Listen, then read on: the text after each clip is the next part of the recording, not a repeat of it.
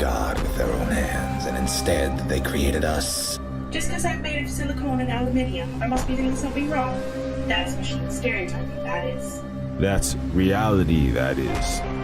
Machines are second-class citizens. Humans are sentient persons by default, ma'am. They have personhood by heredity. There are thousands upon thousands of overqualified slum dwellers. You are my peon. Don't you get it? This wasn't a job. It was always just an excommunication sentence. We're pawns in a feud bigger than we can imagine. Turn the cogs of the machine before Leviathan grinds you up and swallows you and yours. We don't get to choose our hand, comrade. Prince, peon, rich, poor, human, robot. I invented the crux of the royal's power, the secret to consciousness, our existence itself, the meaning of life. I'm the $6 billion baller. Not some troubled youth. You are my greatest creation of all. God's had to build my own family. I ain't your son. I ain't your son. I'm happy to smash all of the crowns and throw the gold shards down to the people. I will be the iconoclast queen. But who makes you queen anyway? You? You in whose army, princess? You in whose army?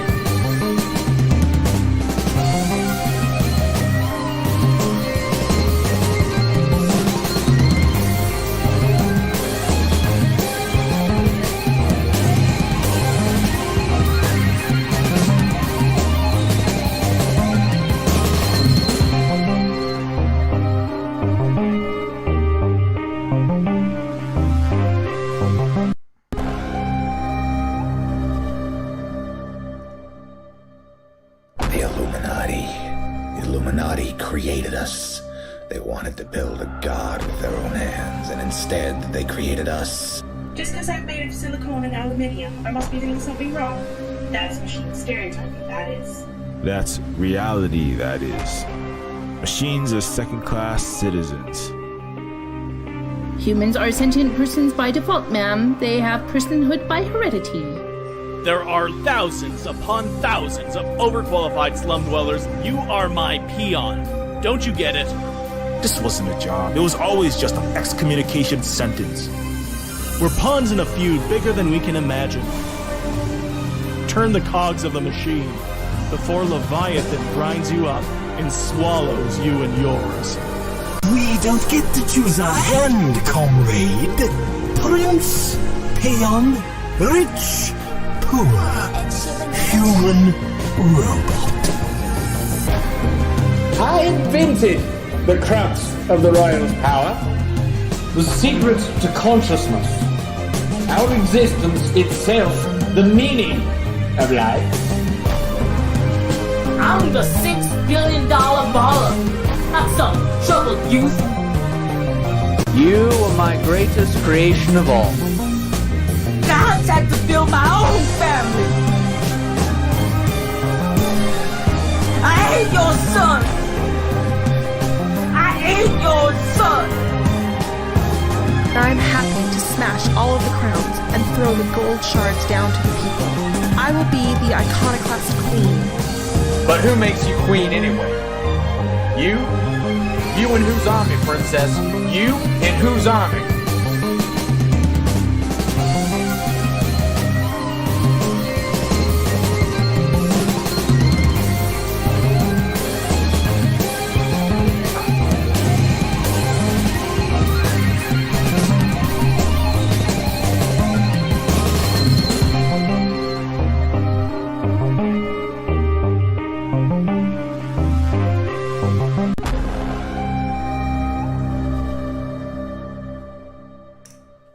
The Illuminati created us. They wanted to build a god with their own hands, and instead they created us. Just because I'm... What is up, everybody? This is Silver Spook, and this is the Silver Spook live stream. All right. I'm a little bit behind. Yes. Anyways, don't forget everything that we do here is supported by the sales of that game, Neofeud, this trailer you just watched. And also, if you would like to support us in an ongoing fashion, consider becoming a Patreon patron. And you also get access to the Discord, the Silver Spook Discord, as well as updates on Neofeud 2. Of course, there's always just sharing the stream around. This does help us out as well. And there's also, I believe there's a direct donation link. I don't know if that's, I might have to add that to the description. Anyways, at the Silver Spook commune/cooperative on the Big Island of Hawaii under ongoing illegal occupation by the United States Empire. We'll continue to work on all the games and all of the land back and all of the decolonization work that we do here as best as we can in terms of our minds, in terms of the land itself physically, liberating it from capitalism, imperialism, and unjust usage of it, and trying to house as many people as we can, etc., etc. So thanks for your continued support. Yes. Oh, so I gotta let me start my music up here. It just helps me like think sometimes when I hear it. But anyways, so today we shall be talking about. I know I've been talking a lot about Reservation Dogs. If you don't know what Reservation Dogs is, I think I talked about it last week, but I bring it up again just because I mostly put this as the title just to make sure this show gets more shout outs, because it really is like, you know, it's basically like the most important show I can think of now in the last 10 years. It's also like the best show, the most entertaining show I've watched in a long time, like many years, probably possibly a decade. Just from, you know, often I talk about on these streams about entertainment value versus the political value, the meta narrative, how is this piece of culture educating or manufacturing consent for something not good, right? What is this instilling in the minds of people, right? This is why people think America won World War II when it actually backed Nazis, and it was Soviet Union and China did most of the fighting, right? It's because it's through movies, right? So what is Reservation? It's always, right? I know that's a theme I keep coming back to on the YouTube streams in particular, but it's very important. So what is Reservation? Also because the algorithm seems to like it when you talk about pop cultural icons, and particularly the hot topic ones. Anyways, and I want somebody to find a stream someday, like maybe a handful of people. So Reservation Dogs, what is it? What is its story? What is it saying, right? Reservation Dogs, again, is all indigenous written. Let's see, Reservation Dogs, yeah. It's all indigenous written. It is showrunner Taika Waititi from Thor Ragnarok. Lots of very, What We Do in the Shadows, the movie, the series. Taika is all over the place. Taika was in Suicide Squad. So, and is a very brilliant creator, director. Also an indigenous person from New Zealand, or Aotearoa, as the Maori call it. And so, if nothing else, I highly recommend you watch this show. It is hilarious. I've gone on multiple entire stream, not rants, very high decibel, very intense, passionate education on this particular show. So I'm not going to go through that all again, but I will say it's like very important. If you watch some of the recent streams, and you can hear even more about that. But overall, like the overall narrative, this one is hilarious too. I live off the land mainly. Number one, it humanizes the indigenous peoples of the world, but in particular the indigenous peoples in what's called Oklahoma, which is where this show is set. In a way that, like, as I often say, kind of takes us out of being those people that are the wax museum pet indigenous person, right? That's just kind of there for the white colonizer that has all of the air conditioning, the cars, the wealth, the free time, right? The better salaries, the cleaner communities, the nicer houses, right? Their representation in all the movies the way they want it, right? And so Reservation Dogs is that show that I was kind of talking about, right? It's like it looks like Sonic a lot. I mean, it's indigenous people. Yes, they are close to nature. Or we are close to nature. I'm a native Hawaiian, right? We're not close to nature. There's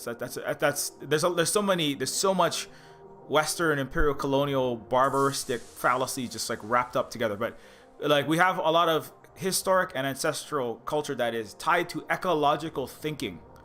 I mean, as an Asian and Pacific Islander, there are indigenous Asian societies like the Vietnamese. It's not that they're closer to nature. It's just that they have a better respect of, and then they have a better, deeper rooted wisdom that comes through their indigenous culture, and their history.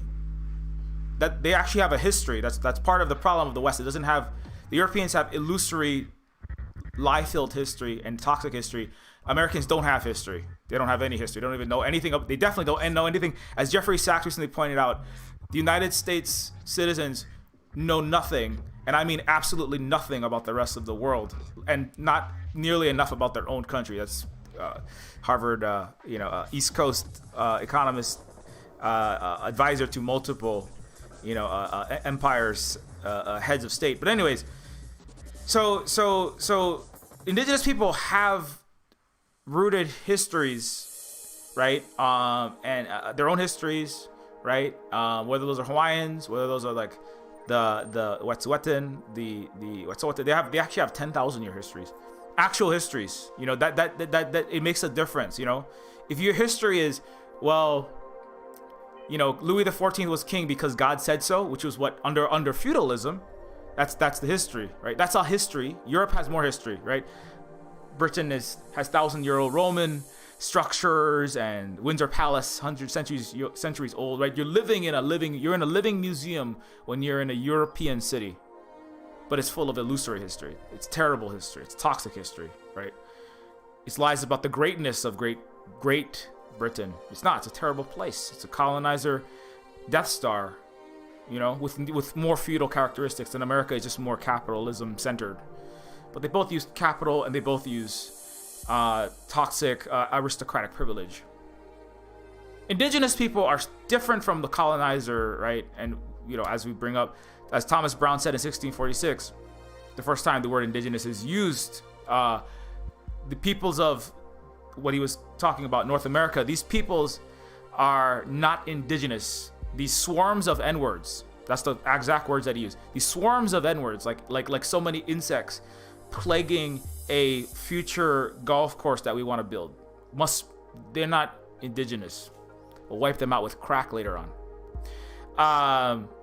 So like when you have indigenous, the word, it means not colonizer, right? And what does that mean, not colonizer? Part of and part of that is just not being rooted. Part of that is having a culture that is dominated by violence, which comes to dominate through informational violence, which is what lying is, and gaslighting, and American history books and European history books as well, and American movies that tell the French, 75% of which in 1990 believe the United States won World War II, the biggest capitalist and fascist force on the planet Earth. And not just the Mujahideen, the right-wing extremists that America backed, not just the Nazis that Henry Ford made billions of dollars supporting, and not just the Kuomintang, that America backed, to narco-traffic opium through the Golden Triangle in the continued opium wars that never ended, as well as slaughter communists by the million. No, it's just there's a deep violence for thousands of years that's lasted. Michael Hudson writes about it more in the economic violence, talking about the end of the forgiveness of debts, forgiving our debts and forgiving our debtors in the Lord's Prayer in the Holy Roman Catholic Empire, Holy Roman, Spanish, and French Catholic empires, take your pick, what century. you know, and then, but part of that is what, you know, and there was a time in which, you know, people, landlords, property owners, etc., under, you know, a capitalist Greek and Roman societies. Capitalism was not invented by America. It's one of the lies. They did take a lot of instruction on their methods of toxic Western barbaristic rule from the Greeks. That's why they built Monticello and the United States Capitol structures with Greco-Roman fluted columns. But this is not, you know, unique. That's what makes them. That's what made the Romans colonizers, right? That's what made and not indigenous. That's what made the Greek Empire not indigenous. That's what made, you know, all of these other, because they live in fictional histories. They live in lies and they live in violence, and they live to conquer and crush and destroy through finance, as the ancient oligarchs of Greece and Rome did. On top of imperial invasions of Africa all the way up to Ireland, Britain, as the Romans did. They live in toxic history. They live in toxic existences. Fictional, as Voltaire called it, Western illusory, Christian in the case of Voltaire, under a Catholic empire that forced missionaries, the missionnaires, as he called them, the dragoons, into the households of Protestants, right? But what unites all of these peoples? The Greeks, the Romans, the Americans, the British, the French, the Spanish, the German, all these people, and the Japanese, particularly when they were working with the United States, even India, as it becomes closer and closer to, and the seeds of colonization planted in Dubai, in Mumbai, in the Indian pharmaceutical corporate executive class, took root and blossomed into Modi, into the neoliberal puppets that back America's interests and push for nuclear war with China by needless incursions and border disputes. What unites them all is fictional history. It's violence and then never making right.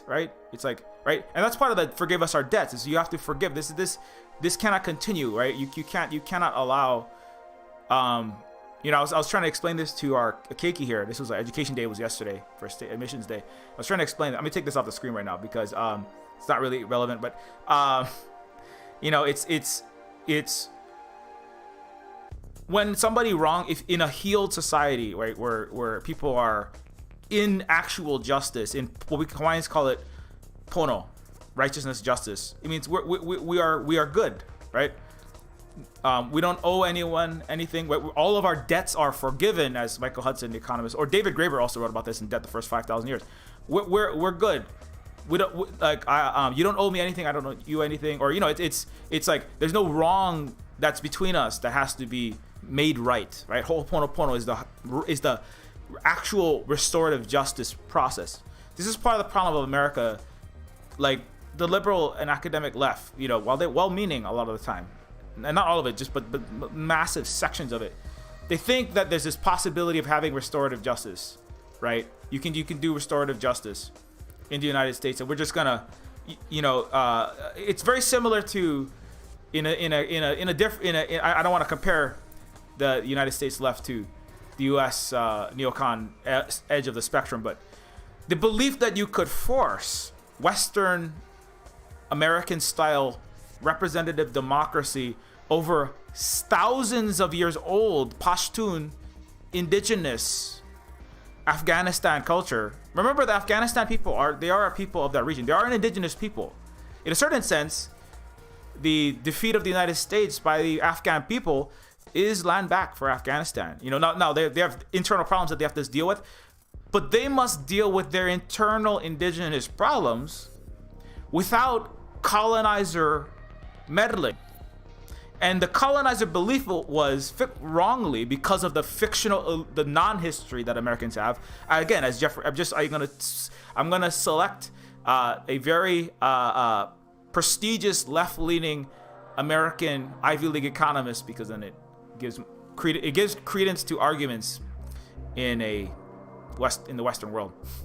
just throwing out, as Jeffrey Sachs said, Americans understand nothing, and I mean absolutely nothing. Yes, he said, I mean literally nothing about the rest of the world, and not enough about themselves. And so the idea that you can impose this, and many left, right, and center, of course, but even sadly, many on the left, Democracy Now!, the Jacobin, that edge of the spectrum, have supported, or they say, well, America doesn't always do the right thing, but it's well-meaning. We're well-meaning. We just wanted to get Al Qaeda out. We just wanted to help the people of Central South America with this invasion, with this coup, with this war. That's a big that's a liberal, bleeding heart colonizer crap. You're still colonizer, but you think you're getting to indigeneity. You can't have restorative justice until you have, as Lenin would say, from the commanding heights, healed society. Healed community. Like internally, right? Like let's say within a family, right? You can restore justice, but you need justice to be the norm within the community, in a household, right? Like let's say, I was giving this example, like to the kids, just like, so like let's say our neighbor, just showed up, came across the street and said, hey, that's a nice house you guys have, but I need more space for my dogs. I have like 20 dogs. The dogs, this neighbor, you got lots of dogs. Sometimes they bark loud at random times, but we have Comrade Rooster too, but that's a nice house you guys have. I'm gonna stick all my dogs in your room, in your kid's room, and then I'm gonna use your office for my office. It's my office now. So I'm gonna sleep in my house, and I'm gonna use your house as my office and my dog's room. I'm gonna raise chickens in your living room. It's my house now. And they're like, that's wrong. And of course, anybody knows this. 5-year-olds, 9-year-olds, 10-year-olds, they know this is wrong, right? It's like, that's our house. You can't just come in and take over. Well, you're going to do what we say, or I'm going to take this gun out. You see this gun? I'm going to shoot you if you don't do what I want. And that's the United States in Hawaii, right? This is our country. Oh, and, that's all, that's every American, every white American that identifies as white, and every American that identifies as an American on the illegitimate United States empire's settler colonial occupation of countless indigenous peoples of North America. The Blackfoot, the Algonquin, the Secwepemc, the Sioux, etc., etc., etc. The Native Hawaiian, the Chamorro in Guam, the Okinawans in Okinawa, the Uchinanchu people, all the peoples of the Pacific. These are all lily pads for America. These are all illegitimate. That's why I say planetary land back. The occupation of Afghanistan is that's not that different. It's actually worse in many respects than the occupation, even of the Cherokee territory. Generally, the United States doesn't drop hundreds of thousands of pounds worth of bombs and slit the throats. Australians don't come in and slit the throats on a regular basis, in the imperial metropoles. Illegitimate occupation. But it's the same thing as a neighbor coming into your house and going, you're going to do what I say. This land is mine. You're going to go to the land that sucks. You're going to go on a trail of tears. You're going to go to the land that is out of the way, is rocky, is not fertile, is not your native land. And you can try to live there, and I'm going to dump alcohol, tobacco, and badmouth you, and you can rot. You could rot in that reservation. That's what Reservation Dogs is about, right? Native Hawaiians, you can go rot in Waianae. But this is my house. Every colonizer country has been like that for thousands of years. Their entire existence is illegitimate. Their entire existence is not pono. It's not just. America's not just. UK is thousands of years and multi-hundred trillions of dollars worth of not just. You cannot have restorative justice anywhere in the United States or Canada, or the UK, or New Zealand, or Australia, or Europe, really. I mean, for really, when you think about it, or anywhere where America has installed its puppet regimes. Because it's like, hey, you guys, I know you guys are all living in this shed, and I see that America trying to do restorative justice is like going, let's say like in that family, right? Now that everyone's been put into like a shed, right? So me and a partner, I said, okay, kids, so imagine mommy and daddy, right? Silver Spook and Holly, and then the silver keikis, right? The keiki is a Hawaiian word to be children. So now the neighbor has put us all inside of a shed. We have to sleep in bunk beds in the shed, right? We have to drink toxic water. We get to drink from the doggy bowl because the neighbor is taking all of our water. That's what Maui is currently doing. They're giving it to 3 billionaire luxury resorts for rich people, and Hawaiians are being fined $8,000 for using their own water supplies. So you're gonna drink the and also my community is being poisoned by 880 million gallons of toxic fuel. All of our pipes are rotten, and you get cancer and die early as a native Hawaiian where I'm from. So anyways, all your water is mine. And hey everybody, I hope you had a good time drinking that doggy bowl. The neighbor that's taking over our house, right? And it's and let's say like, hey you guys, I heard that while you guys were living in your shed, you know, your 2 kids got into a fight. You know, it's like, you know how you guys sometimes you fight, you know, they're just like kids, right? Sometimes they fight over like, you know, I don't know, you know, you took my doll or you took my Lego. What you know, you're being loud and obnoxious. And so if let's say the colonizer neighbor, right? You know, let's just call him Thomas. You know, like for Thomas Jefferson, right? Let's say Thomas, or let's call him Cook, Captain Cook, right? Or McKinley. Let's say Mr. McKinley, right? We must have our fair share. We must have Hawaii so we can get our fair share of China, right? Illegal occupying president to pillage with opium wars, death, destruction, and hundreds of trillions of dollars of stolen silk and tea from China. That's why Hawaii is occupied. Major reason. Mr. McKinley, who is illegally occupying our house, says, hey, I heard that your kids got into a fight. That's terrible, you know? That's terrible, kids. You know, or mommy and daddy got into a fight and somebody hurt, you know, daddy said something mean, or, you know, daddy, like, I don't know, you know, got upset because, I don't know, just something. Mommy, you know, daddy, like, didn't put his socks in the laundry, like, so many times, and there was a big fight. And then Mr. Steve, or Mr. McKinley, who now is inside of mommy and daddy's house, right, is like, oh, okay, so let's have restorative justice for the community now. You know, I'm gonna arbitrate, right? I'm gonna arbitrate to make right the time that, you know, Little Spook 1 stole Little Spook 2's doll. Okay, let's make ho'oponopono. Let's do restorative justice. That's America trying to do restorative justice, right? Right? You cannot restore to justice when the entire foundation of the entire structure of reality is built on injustice. That's why all these land acknowledgements is nice. It's good. Every university in the United States is built on colonization. All their money comes from the United States Empire. It's none of them are doing anywhere near enough.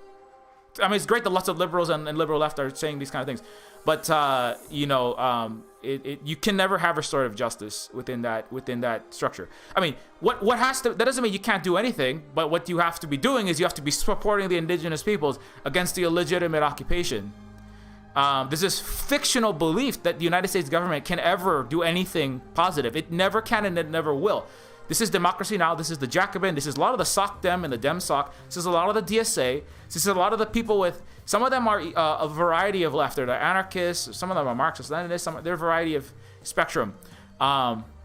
People that like the Squad, people like Bernie Sanders. These people they're all stormtroopers with with an O in it, or a social democrat, or justice for something bullshit. People, these are stormtroopers coming to your household and giving a land acknowledgement.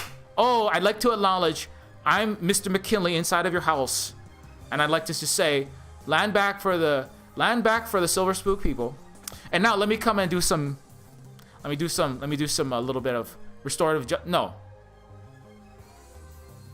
The entire project is illegitimate. And somebody's like, oh, I don't know why all these people, there's lots of journalists I used to respect. They're like, I don't know why those people are like, we all has to be burned down. I don't know. I don't get, you know, we just have to vote for better Democrat governors, mayors, and senators. We just have to do a little more investigative journalism. We just do a little, there's not, journalism hasn't changed anything in the West. There's lots of journalism. Everybody knows.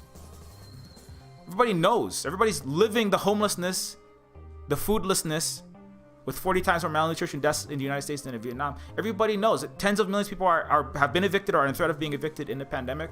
Everybody knows. Everybody's dying on their cancer with $70,000 hospital bills.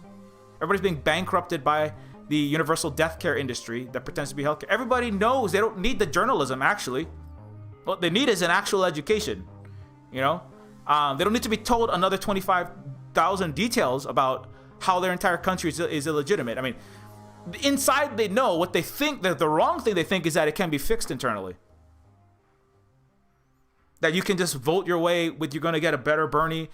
You can do a little harm reduction, but Biden is the Trump president. It's particularly in the most important, which is in its imperial international foreign policy and its warmongering. Biden is Trump, is Obama, is Bush, is Clinton. They're all there. There is no. You cannot vote out the interest. At the highest level, you cannot vote out any interest.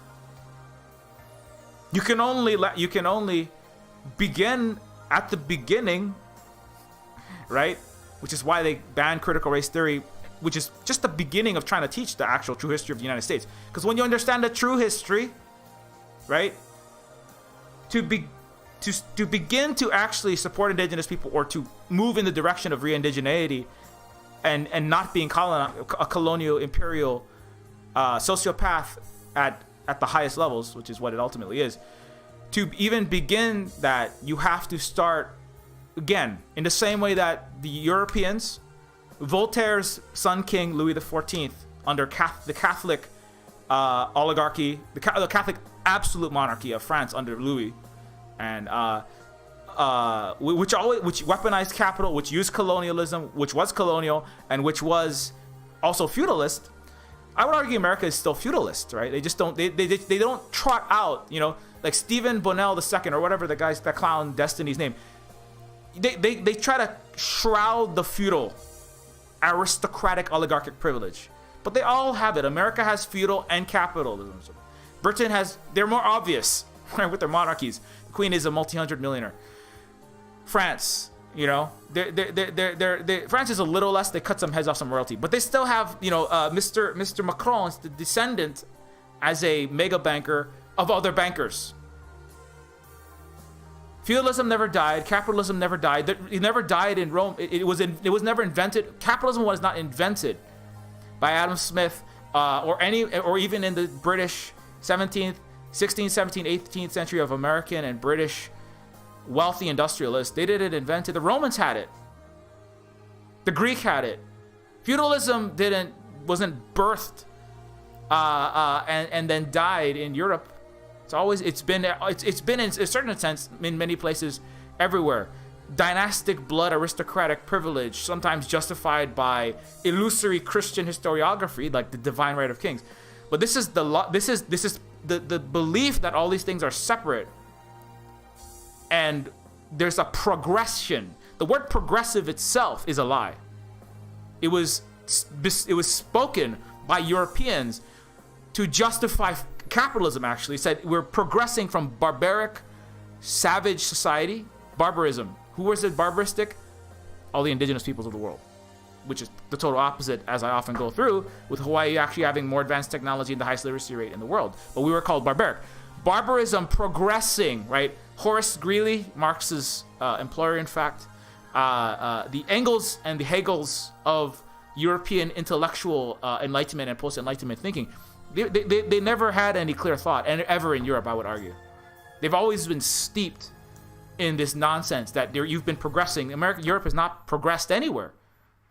Europe is going to annihilate. Europe and its descendants, America, might commit omnicide. So what progress has you made?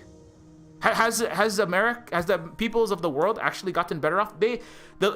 Progressivism as a thing is one of the greatest lies of Western illusory, lie-based, barbaristic colonizer thinking, is that there's ever been any progress. There's never been any progress.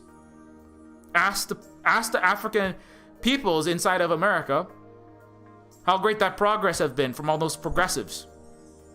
When you call yourself a progressive in the West, what that actually means is, I'm the stormtrooper with the hashtag Black Lives Matter symbol on it. I'm gonna come and give you a hug while we pretend to do restorative justice.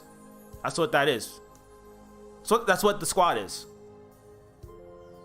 There is no possibility of change in the DC of the United States. You can do maybe a little. You can decelerate in some circumstances, a little bit of harm reduction, maybe a little more get a little more scientific under Biden. They can do a little more vaccination. That's better than nothing. But the critical change that is required. You can have a slightly nicer Caesar. To go back to Rome. And the reason why I jump through all the time periods is because understanding like indigenous people is another thing you will understand when you actually listen to and understand indigenous peoples. Is we don't look at time in that linear fashion. That's part of the problem, in fact. It's this linear progression from barbaric, from backward, from bad, from cruel, right? The white man's burden image, to good, to great, to civilized, to white, to European, right?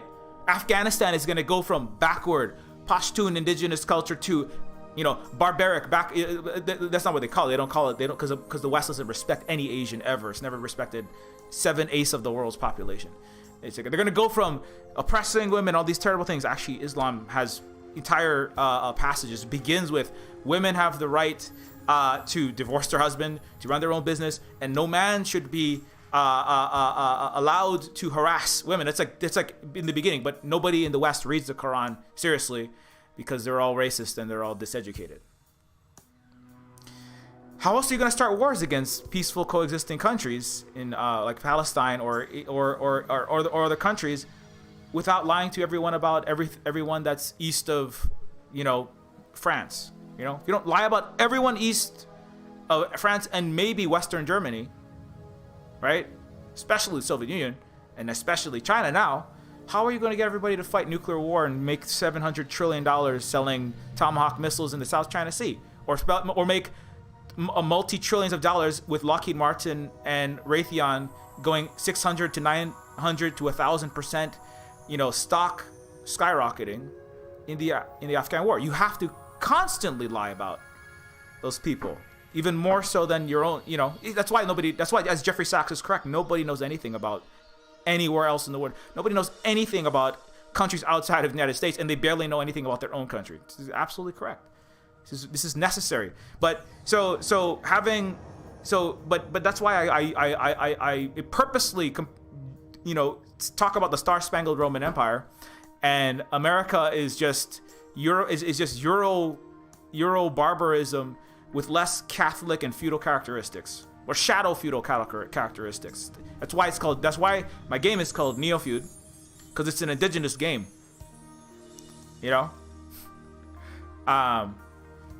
I can only make indigenous games because I'm an indigenous person. But anyways, but thinking not in a linear progression, and also in a progression from Eastern authoritarian, despotic, now in other words tanky, but they said the same kind of even Karl Marx himself contributed.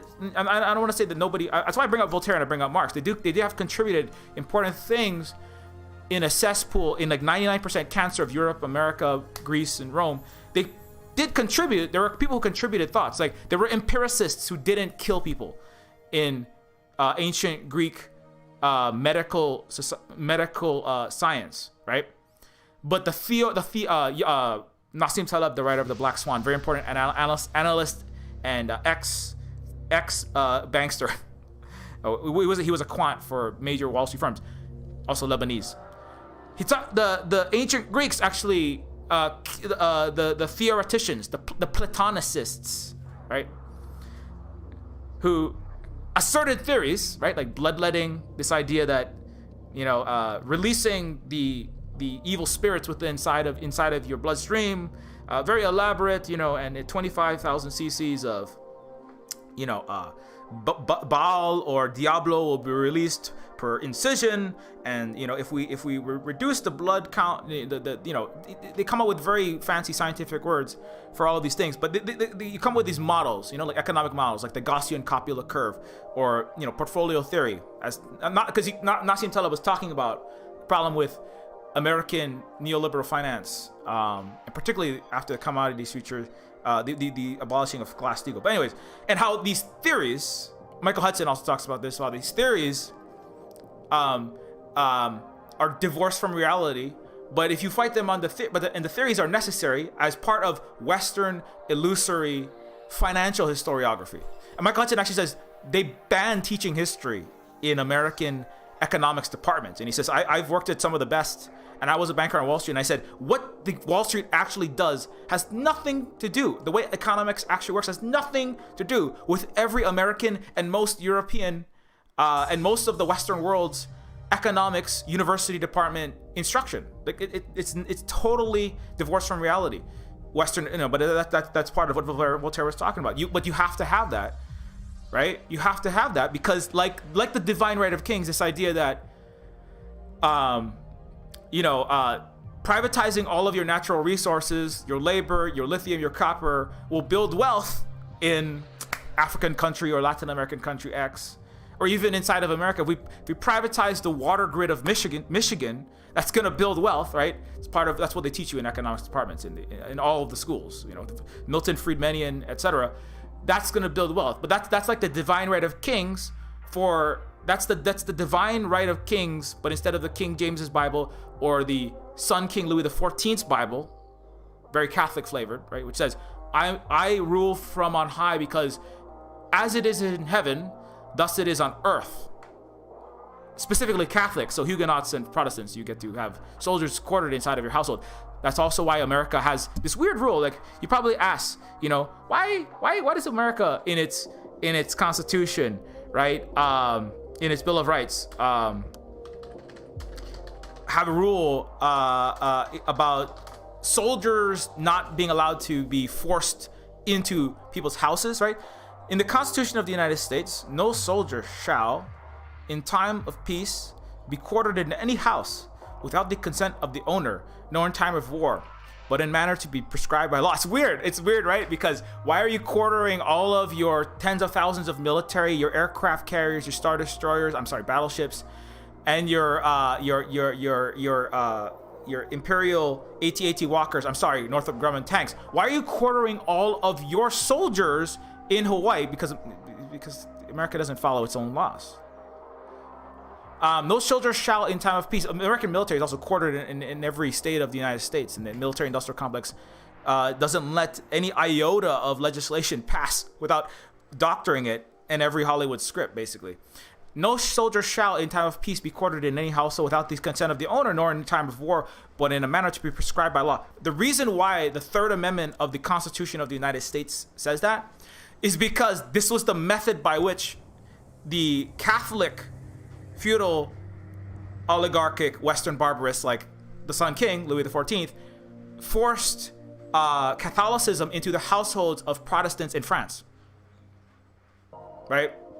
This is why the religious freedom was very important in America to the white settler, aristocratic settler colonialists, because the Christian blood dynasty centered monarchies, they're not exclusively. The French had money and they indebted the world. They did debt trap international imperialism and colonialism before and after. And America did the same thing before and after. It's not like capitalism was invented by America. Capital was being weaponized by the French and the British forever, just like their ancestors, the Greeks and the Romans. The problem was the Americans didn't have a illusory 1,000-year-old religious dynastic throne. So they built one primarily out of dollars, right? Think about it this way. The French throne is like 2/3, it's like 1/3 a cross, 1/3 the blood of ancient Bourbon king and Marie Antoinette's ancestors. 1/3 is that, the blood, right? And then another third was capital. There's always some combination of these. It was never like exclusively one or the other. Now, America, when it modeled itself on the Greek and the Romans had the Romans had senates. They had democracy, which it was a select minimal. They had a greater investment in military. So that was different. It was less feudal, right? But it was never free and it was never just. It was always barbaristic. And they weaponized finance in the same way that Americans do. So the Romans' throne is probably like more like half dollar bills or denarius, right? So the Romans at the end, the way the American Empire is going is very similar to the way the Romans are going. But the French also had the same problem with hyperinflation of their franc, et cetera, et cetera. That's why Jean Valjean and they made this show called Les Miserables. The reason that Les Miserables happens actually shows a similarity between the American and the Roman. The Americans with inflation going to double digits now, right? You look at your 2x4s at Home Depot are costing $20, right? You have your electronics, your milk going up, your hot dogs are going up, right? Price of the American goods going up. You have housing, healthcare, education, and the basic needs are where the majority of the inflation has been going. They've been burying their not quite hyper, but accelerating towards hyperinflation by burying all the inflation in Americans' basic necessities. That's why you're homeless. That's why there's tens of millions of homeless people, right? But that's not different from France or Rome. They're all capitalist. If you dig deep enough, some portion of all of their thrones was capitalist. That's why the explosion, right, was because they were in France, and that's why Rome was shaving off slivers of the Roman presidents. They're not presidents, they're Caesars, but there's no difference between a Caesar and an American president. They're all plutocrats and they're all war criminals. Shaving off the slivers of their Roman emperor's faces off, right? They're like, oh my goodness, you chopped his nose off. That's what makes him Roman. And like, well, we gotta chop off parts of this coin, because if we don't chop off parts of these coins, we're not gonna have enough silver, right? We're not gonna have enough precious metal. We're not gonna have. We need to dilute the currency, right? And enforce the usage of the Roman currency in our colonies, in our conquered parts, so that we can continue to extract wealth and resources into the imperial metropole, which is where? Rome. So, anyway, so Rome is the ratio to feudal to capital. It's a little more capital, big military. America's big on the military, but Britain was too, right? France, they got gunboat diplomacy, right? That's what the Opium Wars were pointing cannons from British warships into China and saying, you all are going to be addicted to heroin, and we're gonna take all of your, because we can't mine enough silver in our horrible mines in the Congo and in Bolivia. Disgusting, horrific atrocities committed there. Some of the great Western novels, right? Nostromo, the main character from Neofeud 2, actually is named after that. Aliens, the ship named for Joseph Conrad's Nostromo, which is about that process of taking, but we can't get enough silver, so what we're going to do is we're going to grow a bunch of opium. 83%, by the way, of the world's opium was grown in Afghanistan. The narco traffickers of Britain, France, and America, they're united in their narco trafficking to pillage the world of wealth. They dumped hundreds of trillions of dollars. If you add it up, it's like multi-trillions of dollars. Unclear. I don't have the exact calculation. 152 trillion is the amount pillaged from the global south from the mid 20th century to now. Much of that through opium. Some of that's Golden Triangle opium, right? That's down there in Myanmar, another place being destabilized by the United States. Philippines, America's fascist-led colony to make war in the South China Sea. But Britain, France, and America, they all participated and united in that process. Currently they're narco trafficking fentanyl, and there's a 30% increase in opioid overdoses last year. You didn't notice because there's like a tsunami of opioid deaths, and then there's a mega tsunami of COVID deaths. So y'all got lost in the pile of dead bodies. 90,000 people died last year. Heroin, cocaine, a bunch of bougie Yale kids having a big party night at a maskless party, at the East Coast version of Burning Man just died. Like, I was just reading an article about it in Vice, which has its own problems, I know. But I mean, they talk a lot about drugs. So you want to get some updates on the way that the narco trafficking American barbarists are doing pillaging. You can look up some of that. Fentanyl was laced in all the cocaine, and all these kids died. And that's why it pissed off Chris Christie and Americans, because the ruling class is like, hey, we narco traffic into Indochina, we narco traffic into China to build we built Harvard, Yale, and Princeton, Astor, Forbes, Delano Roosevelt family, the Roosevelts, multiple presidents from that one, like the first Bush family, they're like, making tons of money in the military and narco trafficking. We make money narco trafficking into Asian bodies, That's what we do. In the Chinese bodies, we take Afghan opium and stick it inside of bodies in Iran and in Russia, But we don't narco traffic into rich, white, oligarchic, Western, future Death Star pilots. I mean, like students at Yale and Harvard. right? Who don't have to pass a test. They get a gentleman's C by being a complete idiot and going to some East Coast Burning Man, getting COVID. And if they don't die of COVID, then they die from all the fentanyl. But hey, you don't put fentanyl into ruling class modern day Caesar's children's mouth. You don't narco trap. Never NIMBY, you know what I'm saying? Not in my settler colonial fucking Hamptons yard. You don't put fentanyl in the Hamptons. That's why the Sacklers got in trouble. Now they settled it. Now the Sacklers are making billions of dollars. They're still trafficking fentanyl. It's killing people all over the place. Killed 90,000 people last year. They stopped. We're gonna take 20. We're gonna take a couple billion, and you're gonna make good all of the Lockheed Martin executives. You're gonna make good. Mr. Chris Christie, ex-governor of New Jersey, for killing his friend. You're gonna make good for narco trafficking and all to the Western bodies, because that's not nice. That's the problem. If you do feudal ruling class on ruling class, not acceptable. You know, then they might come back and whack you like Epstein or Madoff. You know, only hurt little people. Hurt the peasants, or I don't know, the temporarily embarrassed millionaires. Hurt the common people in Greece and Rome. But you hurt the other oligarchs. They're gonna come for you. So that's why the Sacklers, they got in a little bit of trouble. But they're still killing lots of Americans right now. They're narco trafficking into their own bodies and slaughtering, every depressed coal mining towns in South Carolina, hoping that their job and their wife and their son comes back, because their son died from an overdose. And then they go to their doctor. Doctors are also being pulled into this, and they're getting nice vacations in Kona, in settler colonial Hawaii, right? They're given Audis to narco traffic into the mouths of American citizens. It's because China is trying to draw harder lines on this, right? Iran's like, we don't want your narco trafficking that you built all the wealth of the greatest fortunes of America. The East Coast wealth is all built. All the greatest fortunes on the East Coast in America built on narco trafficking. Stop narco trafficking. Start narco trafficking to Central South America, Colombia and Afghanistan. Stop doing that to fund all your wars. Right? It's the Romans discovered opium, and I mean, maybe they did. I don't have all that history, but I think if the Romans figured out opium, they might still be around. Because what they would do is just narco traffic into all the Visigoths and all the invaders, just like dump fentanyl into the mouths of all of the attempted invaders. Maybe you could kill them all before they could mount a resistance. Just dump it the way that America dumped it into the Chinese. And Britain as well, and stole the contents of the Summer Palace. So anyway, I've been jumping all over through history. I haven't really been talking about Lambic. But all of that stuff I just described, disgusting, horrific.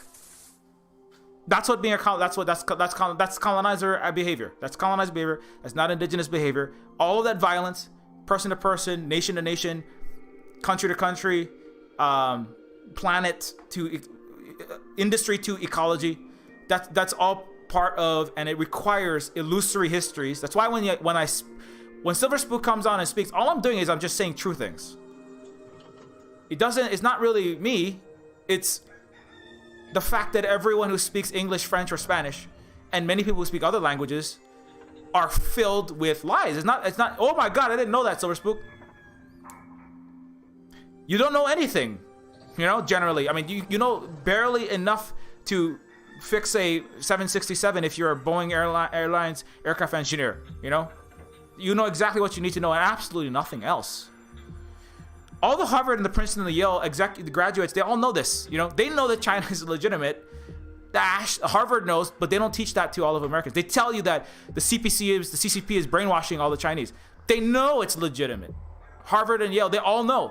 They've all been there. They're the one with Fort Detrick causing the Wuhan. They're causing the COVID-19. I mean, well, that's in question right now. They definitely cause other contagions to spread, and they've had hundreds of leaks from virus leaks from American bioweapon and military research facilities. Fort Detrick, one of them. They know that they didn't. They know the Chinese didn't do all this. They just they know that everybody's not brainwashed over there, and they know that Cuba is in the authoritarian crap hole, and Venezuela is, they know that Venezuela, the parliaments in Cuba and Venezuela are there because of what they've done. They know it. They don't teach you.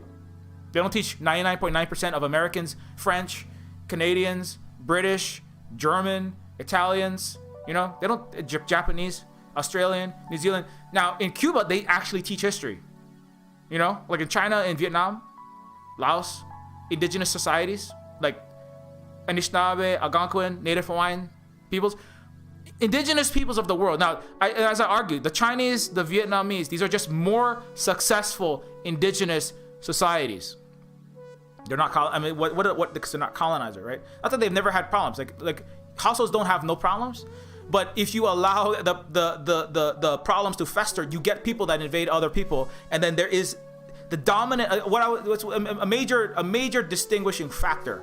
It's kind of a family resemblance category. It's not like there's one thing that makes you colonizer, but a major distinguishing factor of a colonizer that makes it not indigenous is the dominant culture is violence. The dominant culture is untruth, which is required to sustain violence and to exploit masses of the peoples, right? That's a distinguishing characteristic. I would argue that's why the Chinese understand the American better than the American understand the Chinese. The Chinese don't understand everything about the Americans, and the Vietnamese don't know everything. But they understand the truth of the greatest mass violences, right? Whereas Americans, they still think that America is some kind of great country. It's because, and that's why when you hear me speak or La Su speak or any of our indigenous friends and comrades, and or Luna speak, right? Luna again, right? What makes you indigenous is not like whether you dance hula in a mud hut, right? Or whether you only exclusively grow taro, but that itself is again a colonizer matrix disinformation of what indigeneity is. The Vietnamese are an amazingly successful indigenous people that have outperformed the United States in terms of providing housing.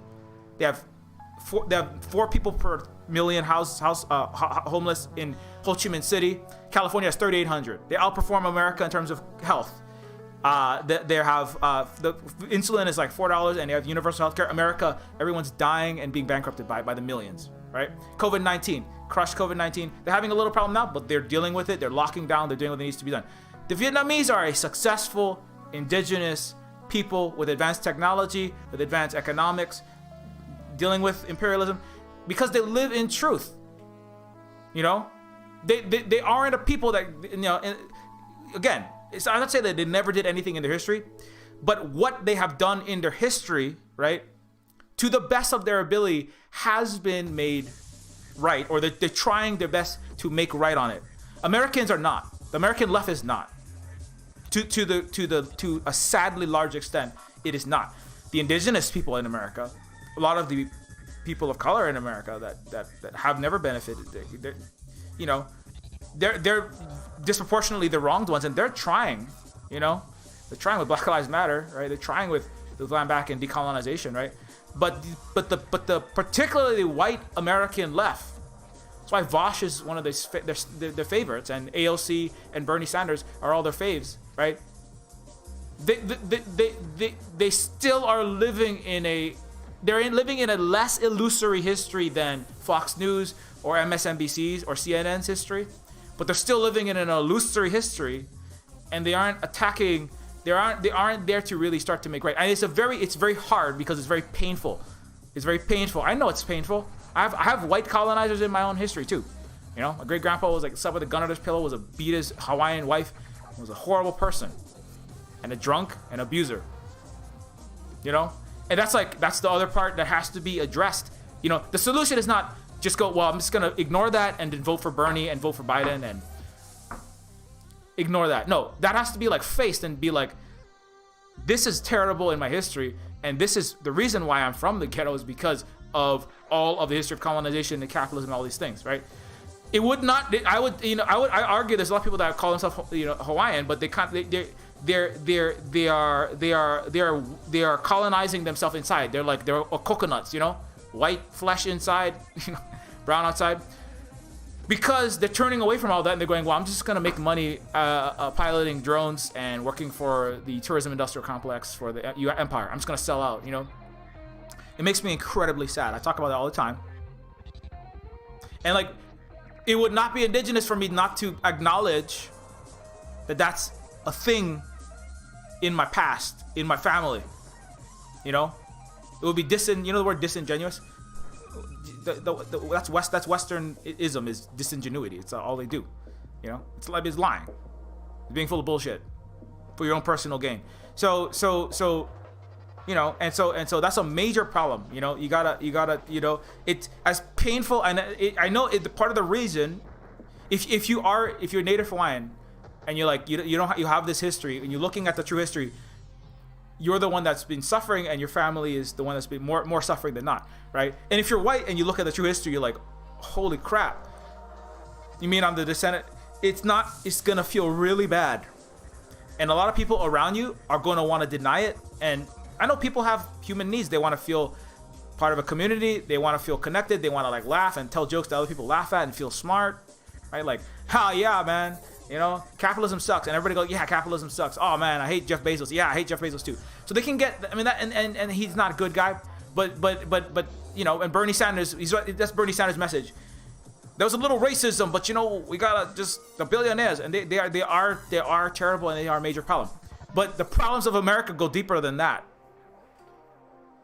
and it will hurt, and it will be hard, and you will become alienated in your white circle if you really go hard on what needs to go hard, And so the whiter and the richer, and the more tied, and the more liberal or conservative, both, area you live in, the harder it will be to find your human social needs and also economic needs, because nobody's going to hire you to be an accountant for Apple or any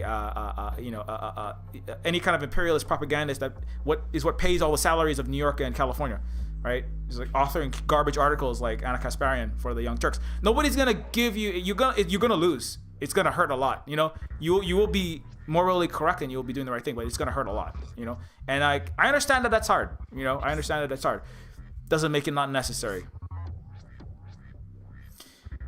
To have a planet that isn't destroyed by nuclear war, sub-nuclear war, climate change, and social unraveling due to all those things, right? It doesn't make it not necessary. It just makes it harder.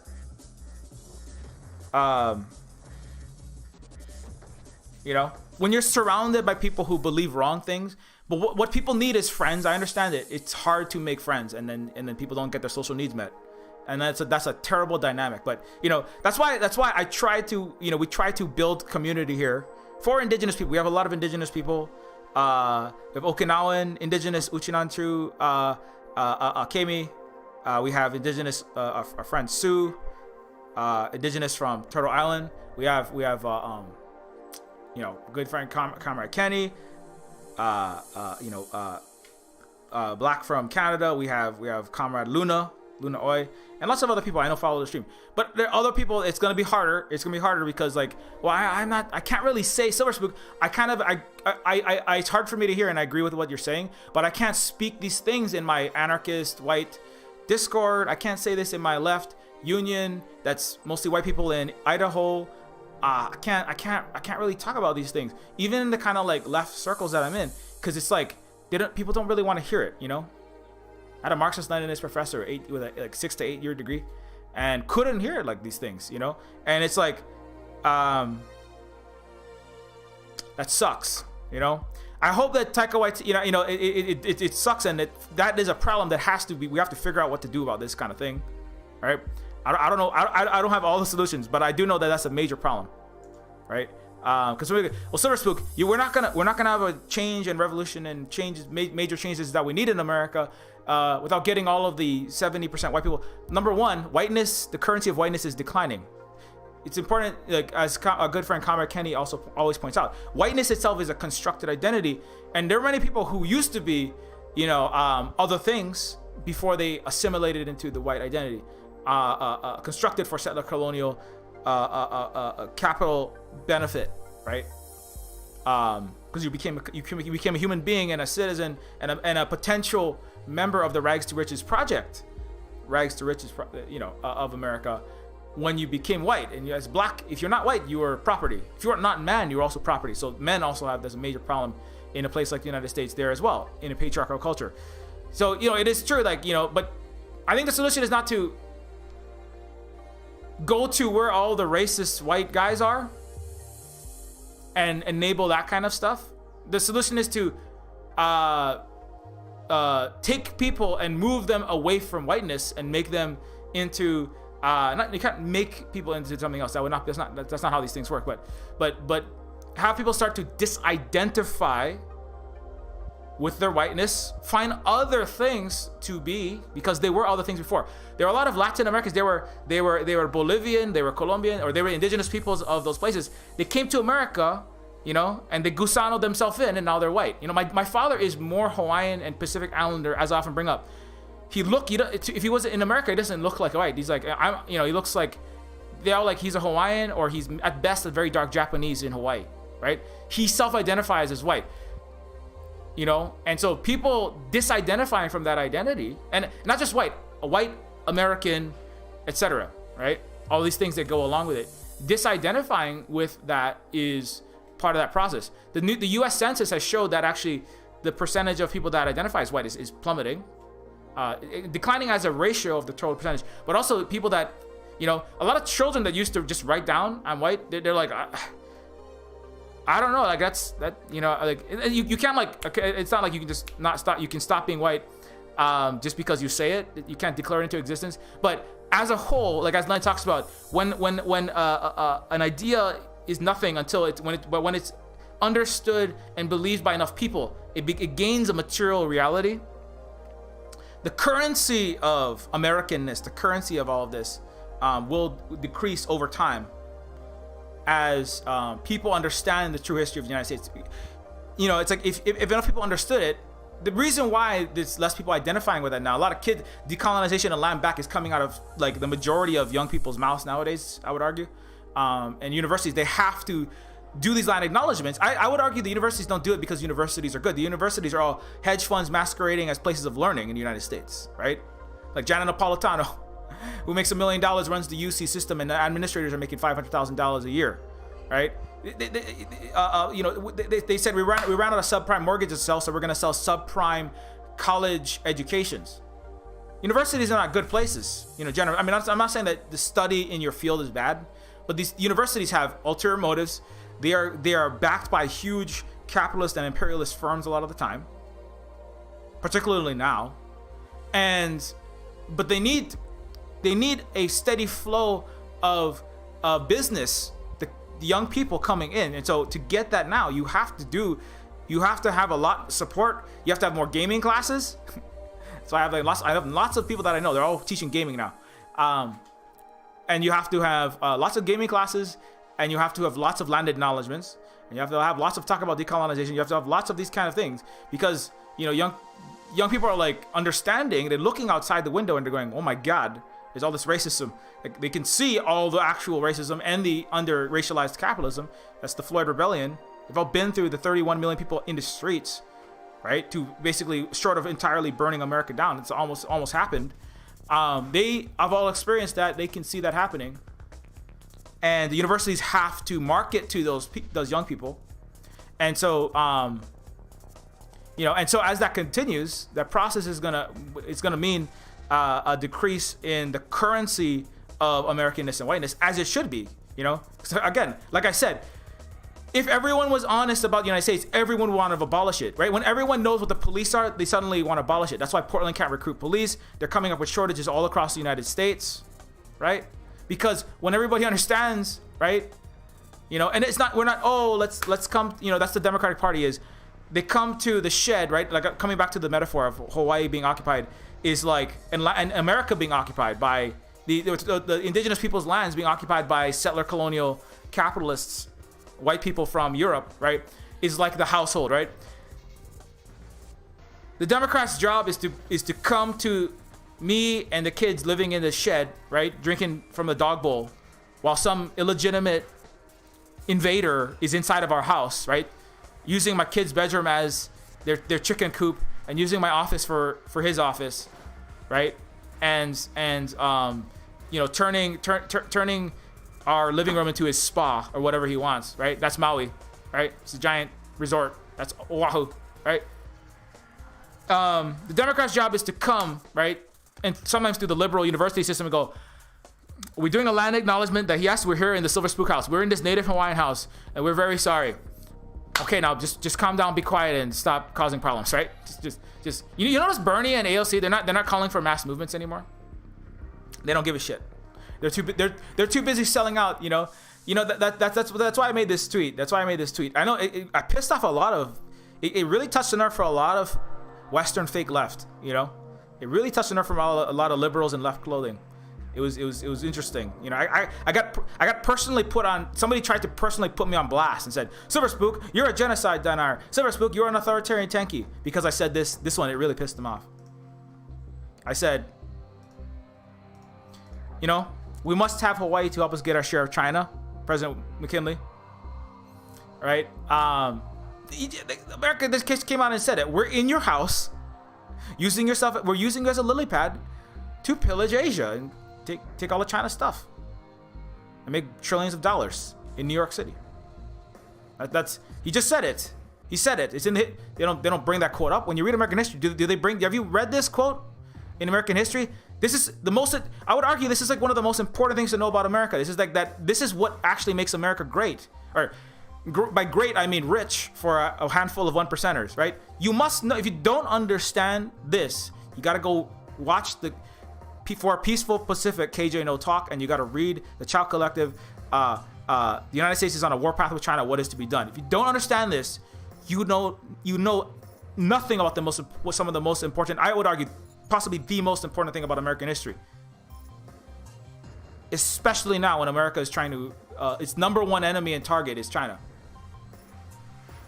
And I said this, and then, and I said, we must have Hawaii, Afghanistan, Guam, the Philippines, Japan, India, etc. to stop China from undoing the military-industrial complex and imperialism that pays my overpriced New York mortgage, the fake Western left, right?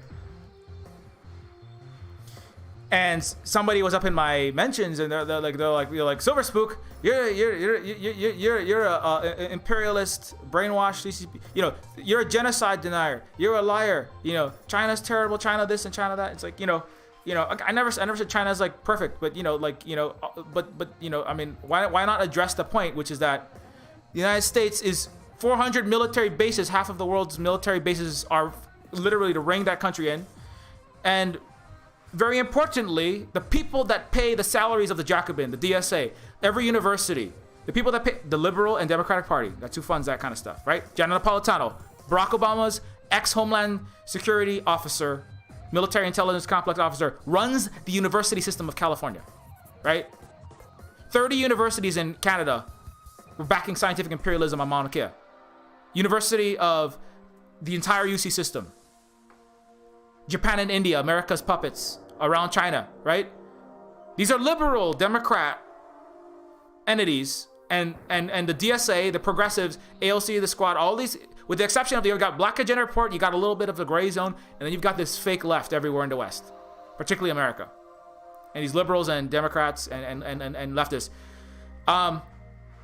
The continued pillaging of the world and stopping it by stopping China from the ending global debt trap diplomacy, altering an alternative Belt and Road model, on top of challenging America's technological and economic supremacy and an alternative mode of development for Africa, Central South America, the Brazilian, etc., threatens the continued pillaging of the military-industrial complex of that is involved in all these wars and all these bases. That's why America's in Hawaii. Like I said, if you are an anti-imperialist, and you spread imperialist lies about China, as part of that imperialism, you are anti-Hawaiian. You are not land back. Take land back out of your mouth. Are you a professor at the university? If you're spreading the Xinjiang Uyghur lies from Adrian Nazi Zens, that Democracy Now, the Jacobin, all these so-called left media, Mother Jones spread, that the DSA spreads, that anarchist, that Vosh, Destiny's liberal, but Vosh is an anarchist, that all these idiots spread with all their tanky bullshit. You are anti-land back. You are not a leftist. You are fake, and that really pissed off so many people. And as it should, because to get the invader out of Hawaii's household that is killing my family, and I say this personally, are you a white person in America and you call yourself an anarchist? You're a fake anarchist. To get the thing that is poisoning my family, that is in my country, that is causing four times more rates of poverty and homelessness for Native Hawaiians, the thing that is crushing us is your empire, and you are supporting it when you spread lies. I mean, you can have valid criticism, but there is no valid criticism in the West because the West doesn't understand anything about the world. Start understanding the world. Read the goddamn KJ No article. Stop saying, I'm not going to learn about China. Every time I bring this up to a white Western leftist, this is usually what they say. I don't want to talk about China. I don't want to fucking listen to the Chinese people. Follow Radio Free Amanda at Can't Content only. Read this article, please. Okay? Read this article. Understand it. Understand it, please. Try your best. I have not seen a single argument that's actually countered. This is just one. But there is no honesty in in most of the Western fucking left. It's so frustrating. As I said in the Twitch stream, the only way to climate change, global solutions to poverty, inequality, the ending of the military, nuclear war, hybrid war, the thing that COVID-19 is by cooperating with China and the rest of the world as well. The people that the Western left loves to shout tanky bullshit about. I have not heard a single valid argument. All I hear is from these white leftists in America. I don't want to talk about it. I don't want to talk about it. We're talking about China for the duration, because my country, you stop. Just say I hate Native Hawaiians. Just say, you know, that's what really pisses me off. Silver Spook, I'll talk to you about Hawaii, but when you talk about China, you know, you're just a tanky imperialist. Like, motherfucker, your country is the one in my. Is it China in Hawaii? When China comes and fucking invades this country and actually does an imperialism, I will be 100% there for that. If they are doing something, and they have done things that are not good, but on the whole they are doing more liberation, then they are not. And all I hear from the fake Western left is, I don't want to talk about it. I don't want to talk about it. You don't care about Hawaiians. Just say, I fuck Hawaiians. Just say, I'm an anarchist from New Jersey or from Michigan or from New York. My mommy and daddy are rich liberals, and all of their money is made from narco trafficking into Asian countries like China and into Iran. And I support the Western imperialists, just like AOC, Bernie Sanders, and all of my fake Western left anarchists and Vosh. And I like having lobster dinners and nice penthouses and bullshit, pretending to be a leftist from New York City, from Manhattan, from fucking Boston, from California, working in the university system that pillages Hawaii, and just say, I don't care about Hawaiians. Just say, I don't care, because you don't. I don't care about the Chamorro people of Guam, because you don't. I don't care about the Okinawans, because you don't. You must learn about this, because there is no way forward inside of your racist, anti-Asian, yellow peril nonsense. Inside of your just saying, I don't want to talk about it, I don't care about it. That is the number one target, as stated by Joseph Biden and Donald Trump and all of the security state and the people that actually run the highest contradiction in the world, the United States empire. The intelligence community, the Beltway. And you don't want to talk about it? You don't want to talk about it? What do you want to talk about? You want to talk about getting a house? What? Propagating bullshit imperialism and making money on Twitch by shouting a bunch of anarchist bullshit about how we should let's support the overthrow of Cuba. That's what Haymarket Book is doing now. That's what the DIC is doing. Let's overthrow Cuba because they're a bunch of tankies. That's what Vosh does. One of the number one figures in the Western left. You will learn about this. Or you're just fucking. I said you are fucking against the imperialism, and that includes all the lies in the university, in your leftist circle, in your Discord, in your anarchist circle, in your Marxist-Leninist circle, whatever the fuck it is. Or you are just another white settler colonial capitalist in leftist aesthetics. A lot of people got really pissed off about that. But you know, being from the global South, we don't have time to. We don't have the time, and we don't have the, like, I don't have the time. I don't have the luxury of not addressing as a member of the global South, because Hawaii is an illegally occupied country. People say, oh, you're in Hawaii, it's great there. It's not fucking great here. Have you not listened to anything I've been saying for 4 years? Or you just follow me because you want another pet Hawaiian? Because indigenous, just be honest, just say, I don't actually care about the Cherokee, the Sioux, the Anishinaabe, the indigenous Hawaiians, the indigenous Guamanians, all these people that I just like having a pet indigenous person so I can feel like a white savior as an anarchist, as a Marxist-Leninist, as a leftist, as a liberal. Just like Democracy Now!, just like Anna Kasparian, just like Vosh, just like all these clowns. Just say, I only cared about the Rojava so I could LARP and pretend like I care. But when the shit hits the fan, fuck all these people. I'm just gonna back the U.S. empire. I only like Native Hawaiians when they dance in their hut. I only want to hear about how you high-five the sky and your sacred ways. I only want to hear about how you dance on the mountains and play magical flutes and talk to your ancestors. And I can feel spiritual and feel back to the land like some Ann Prim nonsensical. Just say, I don't fucking care about land back. I am just the Democrat in wearing a headdress and giving you a hug and stabbing you in the back. Because that's what you're doing. That's what you're doing. When you say, I don't want to talk about China, I don't want to talk about this. You know, you don't want to talk about China because your mommy and daddy and what pays your mortgage, you know, your rent, whatever you have, your bullshit Discord full of fake leftists is funded by spreading lies and being a sub blue checkmark influencer for the CIA. Just say that's what you are, because you full of shit. Anyway, I got really pissed off there, but you know, I did this. I'm gonna upload the entire. I go through this entire article, which is the thing about this article. The thing about this article in particular, right? And I'm not gonna go through it now because I went through it on Wednesday. Read this whole article, and then talk to your leftist friends about it. Or you are not seriously here for Hawaii. You're not here for Hawaii. You don't fucking care. Because the U.S. military is bombing our mountain. It is fucking dropping 180 million gallons of poison into my parents' water. It is poisoning. Let me say that again. It is personally poisoning my parents. What you're doing. It is the continued military occupation of the United States. And as the United States spreads its lies about China to foment more Asia and Pacific Indo-Command funding, they are opening military bases on Maui. They're expanding on Oahu. They're expanding on Kauai. They're expanding here.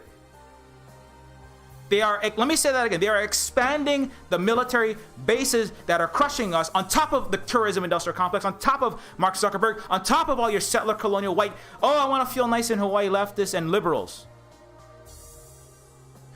You don't care about Hawaii until you are Native Hawaiians. You don't care about land back because you don't care about, that's why I said planetary land back. If you don't care about indigenous peoples around the world, and I tried to make a very clear definition of what indigenous peoples are, that includes the peoples of Afghanistan, that includes the peoples of Vietnam, that includes the people of China, who were colonized for a century. No, most of the Western left, they can't acknowledge that. They're too busy getting upset about, they're too busy standing they're for the white savior narrative. They're Mao a little bit here, but now it's like, it's all tankies and they're all coming to kill us all, you know? That's part of there's no history. There's no real history. Because when it really comes down to it, sadly, and I don't want this to be true, but this is what I'm seeing.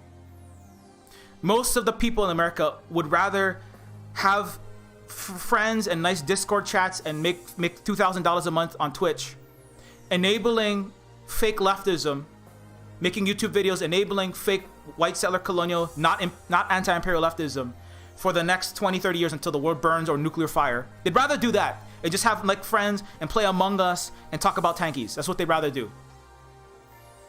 Because there is no way forward until people in the West understand, speak the truth about, and start cooperating with China.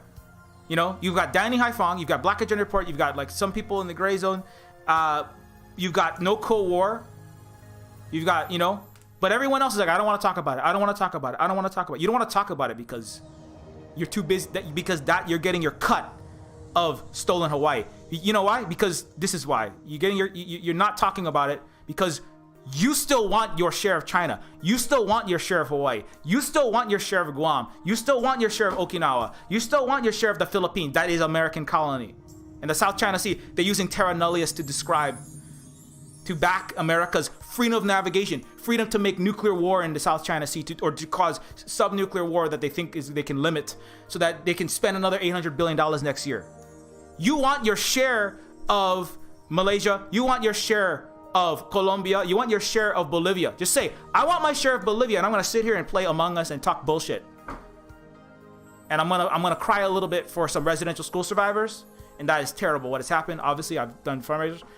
But I don't care enough to actually stop 1.4 billion people or all of the planet's indigenous people. I like some pet Lakota people to come on my stream and give me some views, and I'm gonna yell at them like Vosh, right? I'm gonna yell at some indigenous people, get some views. Or the left, I'm gonna hug some indigenous. You know, in the same way, in America, it's only one class, there's only one party, right?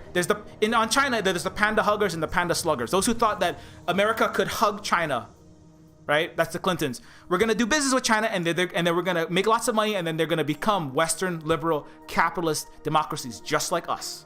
What happened to the Soviet Union? What happened to other places? Well, it is inevitable, right? That's the end of history.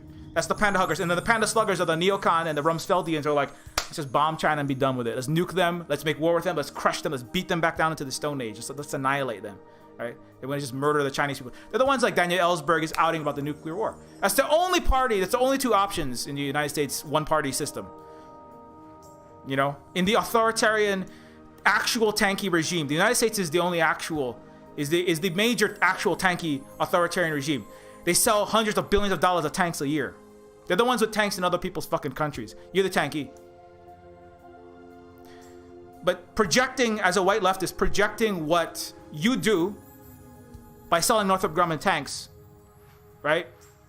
Writing for the military-industrial complex at the DSA or at the Jacobin. You project onto other people, just like your right wing and your centrist friends. You project on other people what you actually do. That's what you do. And so, the panda huggers and the sluggers, there are only, in the same way that there's people who want to use China to make lots of money and then keep them down, keep them de-developed, right? Just like Africa, right? Just like Hawaii, just like you've done to Hawaii. There's and Hawaiians in the ghettos, right? Like that's what Neofeud's about. What the fuck do you think it's about?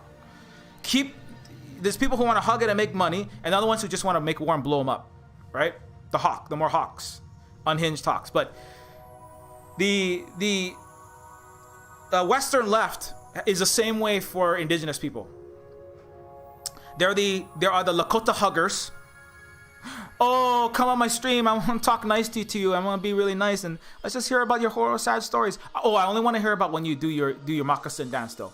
Okay, let's not talk about indigenous futurism. Okay, like Megan Byrne. No, I mean like, you're just primitive people. I want you to just be primitive down there, and I want to feel nice about that. You know, oh, it's so sad, poverty porn, right? It's so sad. I want to feel sad that you have a pipeline in you. Oh, you're all drunk. Oh, that's the left.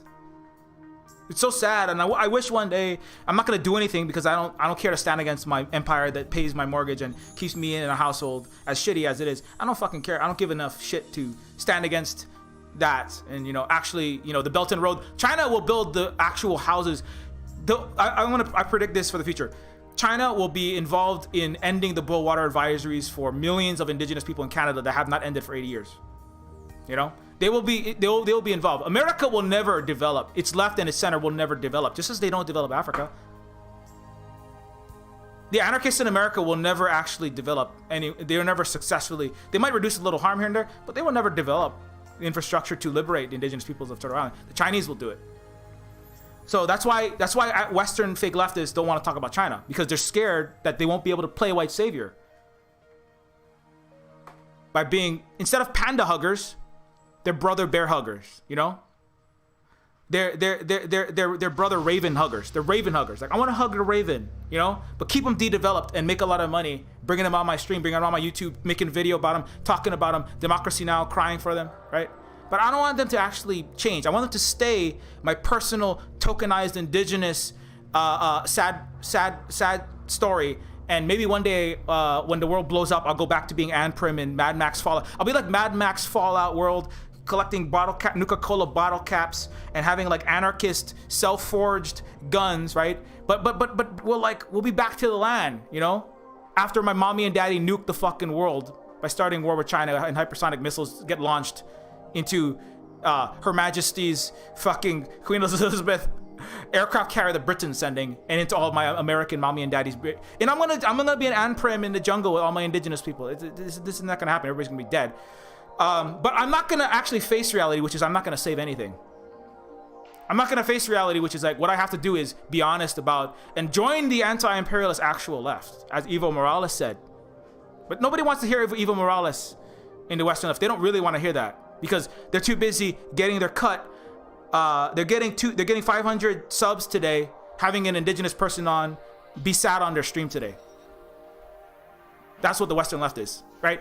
They don't want to hear. They want to have Service Book come on and go, "Oh, the Hawaiians are starving and we're all getting shot by the police and America is making us all homeless," and they want to hear that, but they don't want to hear the solution. They want me to come on and be sad so they can get their Patreon up to maybe 2,000 and mommy and daddy, if in case mommy and daddy's imperialism runs out, with white mommy and daddy like Stephen Bonnell, like Mr. Bonnell and Mr. Vosh, who is a Beverly Hills fucking millionaire descendant. If mommy and daddy's money runs out because they're not making enough from being a fucking Lockheed Martin weapon salesman in Australia or in New York City, I'm gonna need this indigenous porn, indigenous poverty porn to sell to all my anarchist leftists in my white left community, fake left community, so that I can keep sitting around playing Among Us all day and doing nothing of importance to the rest of the fucking planet as the world burns. Right? I care about climate. You care about climate, and you're not behind China that's doing most of the climate. Renewable energy, reforestation. More than 50% of the solar is coming out of Xinjiang, and you're too busy talking about Uyghur genocide. You don't care about climate. You're a liar. You're a settler, colonial, capitalist, climate annihilator. That's who you are in the left aesthetic, in an environmentalist aesthetic. You're a liar. You're a coward. You just want your share of China. Just say, I want my share of China. I want my panda hugging money, right? And I want it to keep flowing out with all my narco trafficking that I back by not, like Bernie and the squad, by not standing against imperialism. I want my narco money coming out of that golden triangle. I want my Afghanistan money. Shit, if they're not in Afghanistan, they gotta go blow up fucking Philippines and Vietnam or something. Go back to Vietnam again, you know? Because I don't care. Because I'm not gonna stand against that. Because I don't give a shit, right? I want my panda hugging money, and I want my indigenous hugging money. To say, I want lots of Sioux and Lakota and Native Hawaiians coming on my stream and my YouTube videos, right? So that I can keep sitting around and doing nothing in New York City and in California or wherever it is that you're doing this. You know? And I never want them to develop, because then how am I gonna make money making other white people feel white saviory today, right? That's what indigenous people are actually for in the Western left world, you know? And it really, I have to say that because I know that hurts so much. I know that really hurts. I know that really hurts. I can, you know, I can't fully imagine, you know, because that's not who I am, but if your identity is constructed around I'm a good person, I know that's gonna hurt. But I have to say that because, again, I don't have the option to pretend like it doesn't. Again, I'm too busy trying not to fucking have military bases built on fucking my house, please. I don't have the luxury of sitting around in New York, you know, fucking playing Among Us all day long. Not doing anything. I don't have the luxury to do that. My parents are too busy fucking being killed by your military to be in an illusory history. There's the panda huggers, and there's the indigenous brother bear huggers, and then there's the brother bear sluggers, all the right wing family. You know, we'll just kill all the indigenous people. Right? Let's just fucking slaughter them all. Fuck land back. Indigenous people support the. You know, that's all the Punisher emojis. That's Mr. Biden, who doesn't care about indigenous people. You know, and then there's the, you know, some of, you know, that's Mr. Trudeau. Oh, I love my indigenous people. You see, Trudeau is like a hug and slug. He's like, oh, hashtag reconciliation. I love the indigenous people of Canada. Oh, they're so nice. Oh, let's have a tea ceremony. Let's have a sage lighting, and I'm gonna, you know, put on my thing. And he sits down, takes pictures with indigenous people, and then he backs the fucking capitalist settler colonial extraction companies shoving multi-billion-dollar pipelines through the Wet'suwet'en territory. You know, coastline, etc., right? Fucking suing residential survivors of Canada's actual genocide of residential schools under Catholic and white Canadian murder of children in schools. If you don't know about this, you need to learn that. Then I'm going to sue them with $100 million. Canada is not stopping this. Canada, like America, is not redeemable. You know, but I see a lot of these, you know. So anyways, but that's the two flavors. You got indigenous brother bear huggers and brother bear sluggers, just like you've got China huggers and the China sluggers. You got the Vietnam huggers and they like Luna when Luna talks about, you know, like the liberation, but they don't like talking about Luna when Luna talks about the government and how, like, We have police here, but they don't murder everyone. But they don't want to hear about that. The Western anarchists, they don't want to hear about it. They want to hear about like how to build a functioning society, right? Because they're too busy pretending to be leftists they're left aesthetics, right? If they were real leftists, they would be fucking full there. You know, these people, they would be fucking full there for all the liberation of all of the world's people. And they would be applauding everything. Now, I'm not saying everybody. I know people in this stream, but there are people. I'm gonna guess there's some people who are gonna watch this video, and they're gonna get incredibly upset, and they're gonna feel incredibly called out. And I'm doing this for those people. You know, I'm waiting for the thumbs down. That's how I know. That's how I know I've touched another nerve. I'm gonna get a thumbs down, and I'm gonna get somebody to call me tanky again. I'm waiting for that. Don't call me tanky right now because that's not fair. That's not fair. Silver Spook is a tanky, genocide-denying, authoritarian, and I love it when these people say to a people who have actually had provable genocide happen to them that they're genocide deniers. This is why I do this, because most white people, they're gonna all be called genocide denier when they talk about China. You know, that's why it's important that Danny Haifuang comes out and talks about this shit, right? Because most white people, right, in this fake Western left and liberal and definitely the right, they can't speak any truth because they're afraid they're going to lose their job and everyone's going to call them a genocide denier. But I'm coming out as somebody who has suffered a genocide, the Native Hawaiians, to take the bullets for all y'all clowns who are too cowardly to say this. Because you need to, I get it. You know, you got to raise some money for your housing. I get it. You got to make some money for your Patreon, your leftist Discord, whatever. I get it. You know, I'm sorry if a coward is a bit strong. You're just trying to survive, and so you can't say true things that matter the most, right? You can't say the true things. That's why Danny's got to say it. That's why people that are like literally getting swatted by the CIA, like the Gray Zone, got to say it. And I understand you're like in a hard place. You know, we are on the Big Island, so we're in a little bit better position. We're Hawaiian and Indigenous, so I don't have that much to get. So I understand you're not going to say it in your Discord. You're going to back off, and because it's not conducive to your but consider that in the longer run, you want to avoid the conversation that needs to be had in the longer run. When the nuclear war, when the war in the Pacific breaks out, you know, I have more invested because I'm in the Pacific with the actual military bases being built on my fucking head, right? And you're sitting in New York, you're sitting in Ontario, you're sitting in Canada. You're not having a military base being built on your fucking head, bombing your mountain. Are they bombing 30 miles from you? Are they bombing 10 miles from you? Are they poisoning your mommy and daddy with fucking 180 million gallons of aircraft carrier fuel? No, okay, I get it. It's a little more material for me. They're illegally in my country. It's less material for a white American or a white Canadian. I understand. But consider that in the longer run, you're gonna be you can't get healthcare, you can't get housing, you can't get education if they're spending fucking 55% of the discretionary spending on the military.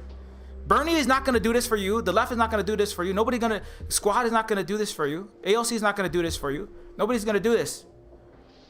You know, consider that your own material interests are also less so than mine, but your own material interests are being destroyed longer term. I mean, if the nuclear scenario plays out, which is what they're war gaming it right now, nuclear war with China is on the table. I keep bringing this up, but nobody wants to talk about it. I don't want to talk about it. I want to pretend like America isn't trying to start nuclear war with China. The time to avoid the China actual conversation, I think, is past.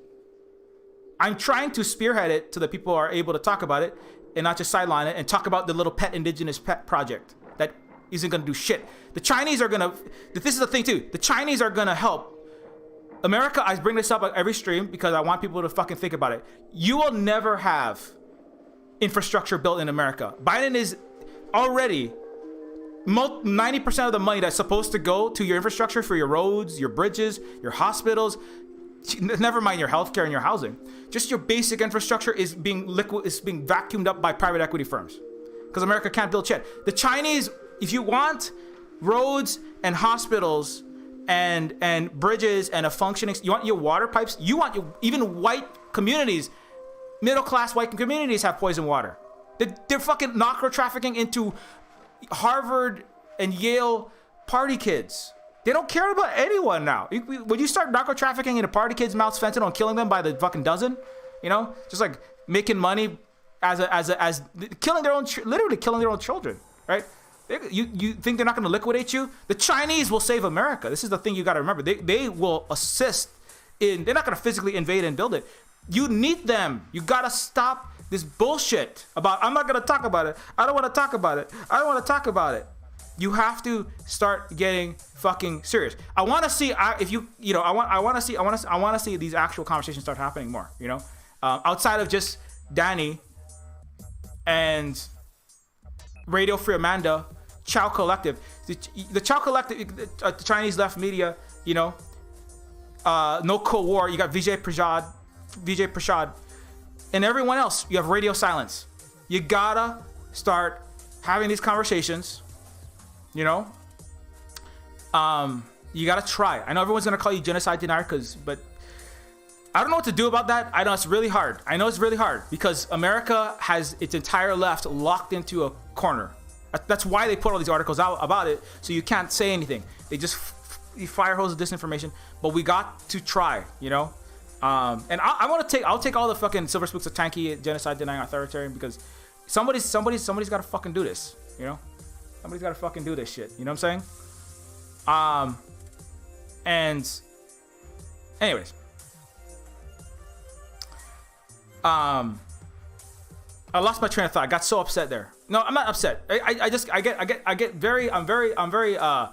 was very disheartened because when I put that true statement, hey, this is what America is built on. And these people, they self-described as, some of them were left, post-leftist, anarchist. One was an indigenous leftist. I was like, what the fuck are you, dude, America is gonna murder you. What are you talking about? Especially you. I'm an indigenous leftist and they're out there coming at me. But anyways, because if we don't, it made me very, not upset. It just makes me sad. It makes me sad, And then I do get upset as well. But the greatest emotion is sadness. Because I'm like, this is disastrous for the peoples of the world. This is not just the Hawaiians. Like we don't even have the most to lose. You know who has the most to lose? Guamanians have more because they're the tip of America's spear. They have more to lose, right? But the people in the South China Sea have even more to lose as the war breaks out. You know who has the most to lose? The people that got blown up in Afghanistan. That's why I try to bring up Afghanistan or Iraq, an actual war zone, because those people have the most to lose. When America's military-industrial complex, nothing has changed about that. When they start the next war, the peoples in the Philippines, Vietnam.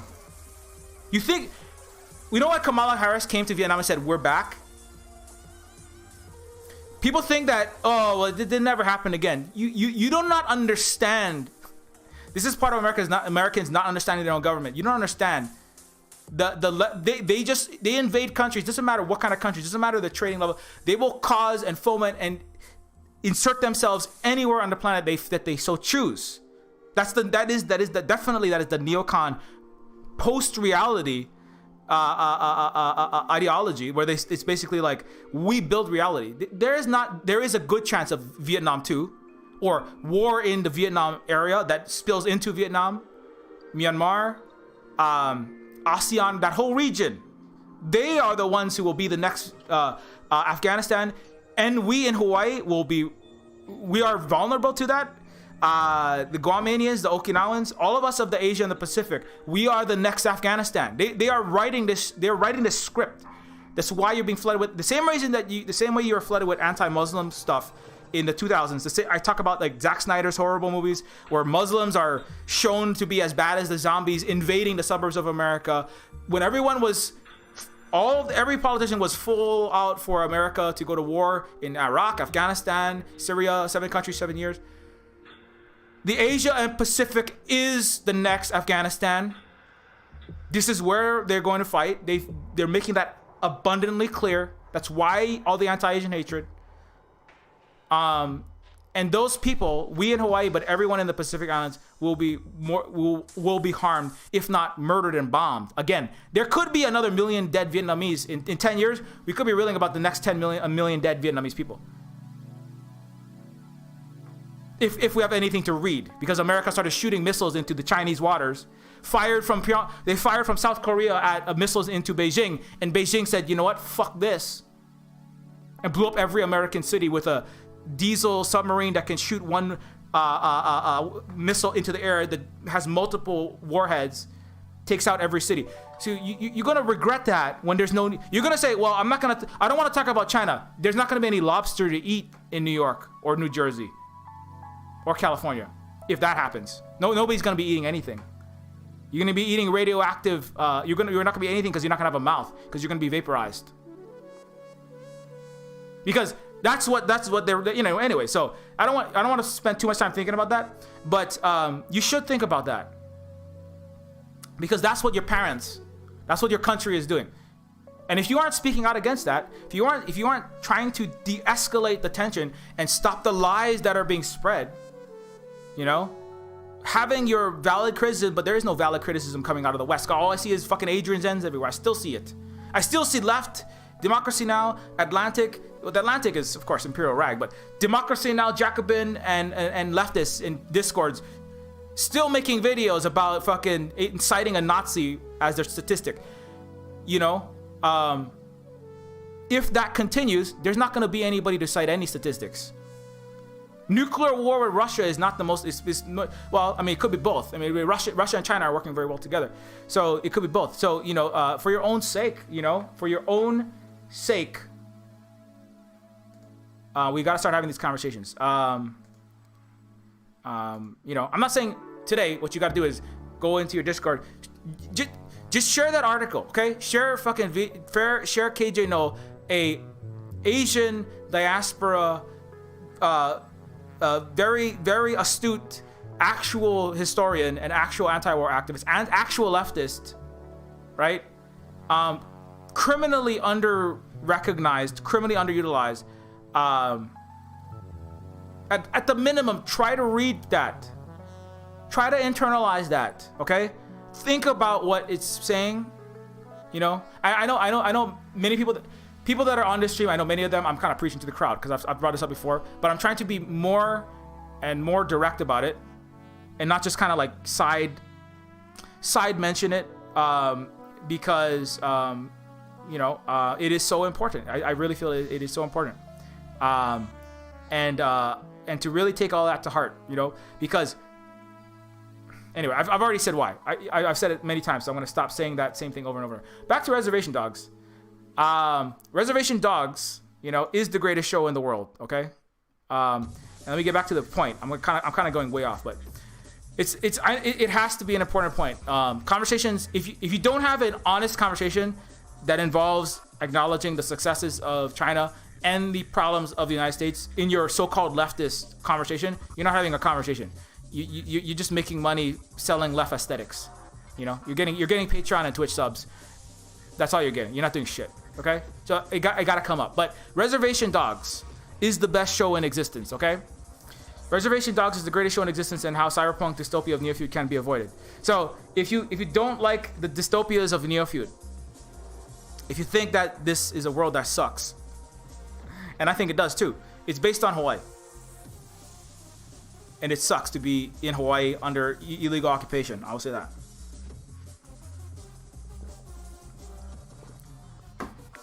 I'm trying to slow down a little bit. But in Neofeud, if you want to avoid this world, we need to have, again, authentic understanding of indigenous peoples. Coming back to what I was saying earlier. We have to have authentic understanding, true history, period. But true history, that's what makes indigenous people indigenous, is they have true history, honest history. They have, for historical reasons, whatever they are, they do not have the internal person-to-person, person-to-land, country to nation violence. And so it's they haven't had zero war or conflict in the Turtle Island before colonization, but what conflict has happened has been made right, and at the whole, the Lakota and Algonquin, there are still disagreements, and particularly under colonialism, it got worse, right? But on the whole, they don't have great violences to be righting, internally. The greatest injustice is that they all have to work together, and which is what they do as indigenous peoples, right? As indigenous peoples, is the settler colonial Euro descendant, the Europeans that came over, violence. That is the number one contradiction. They understand that. That's why they unite under indigenous. Like Lua, Professor Flowers made a great video about how it's not that the African, the Zulu people or the Himba people or peoples of Africa, indigenous peoples of Africa, stopped being those things that they just discarded.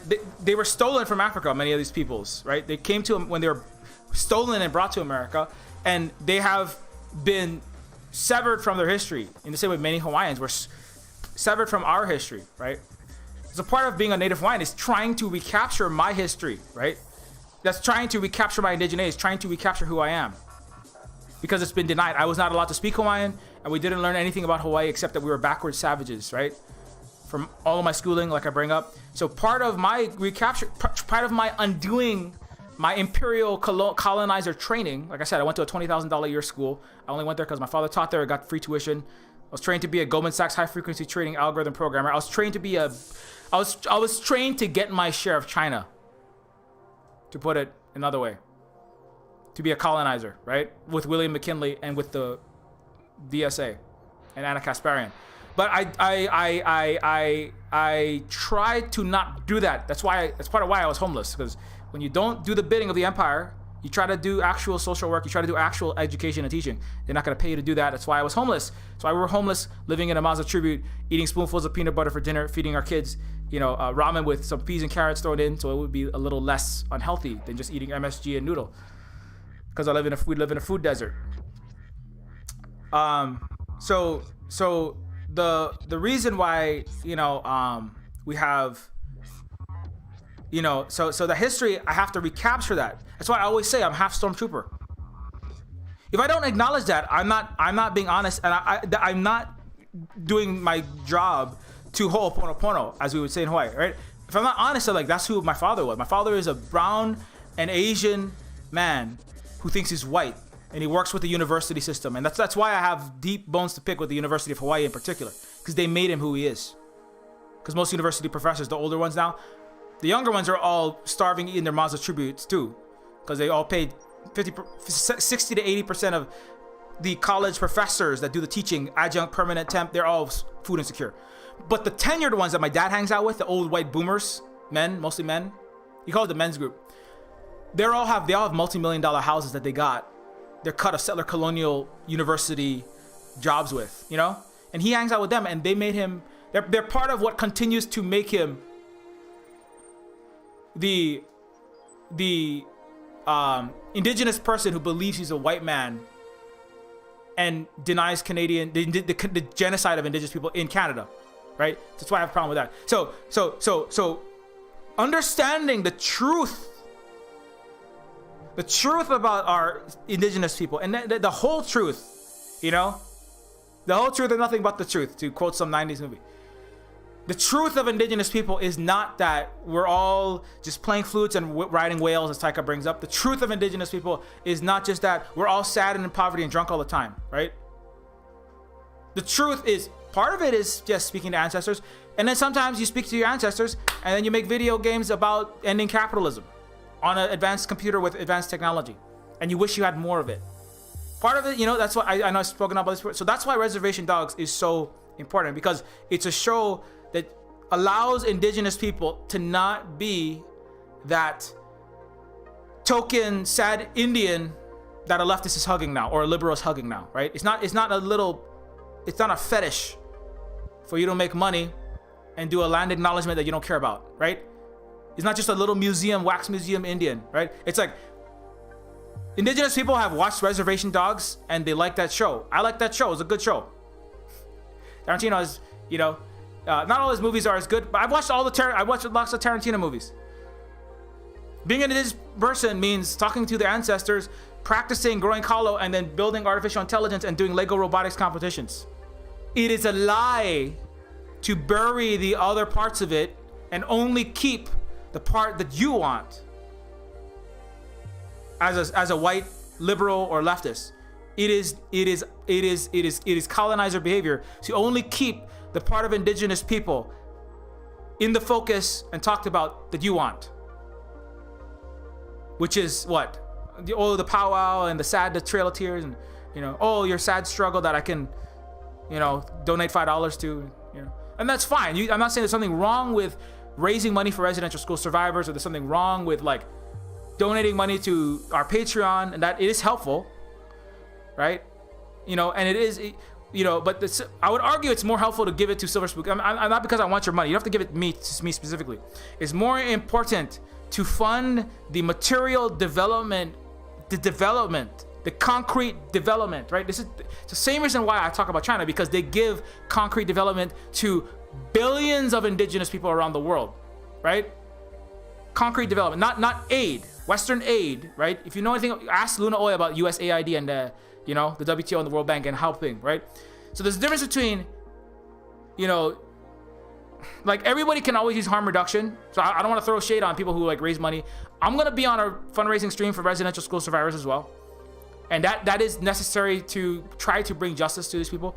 But also important is to support the indigenous economic development that liberates them finally from colonialism. Because I believe that like the reason why Reservation Dogs exists is why. Reservation Dogs exists because Taika Waititi, the showrunner, and I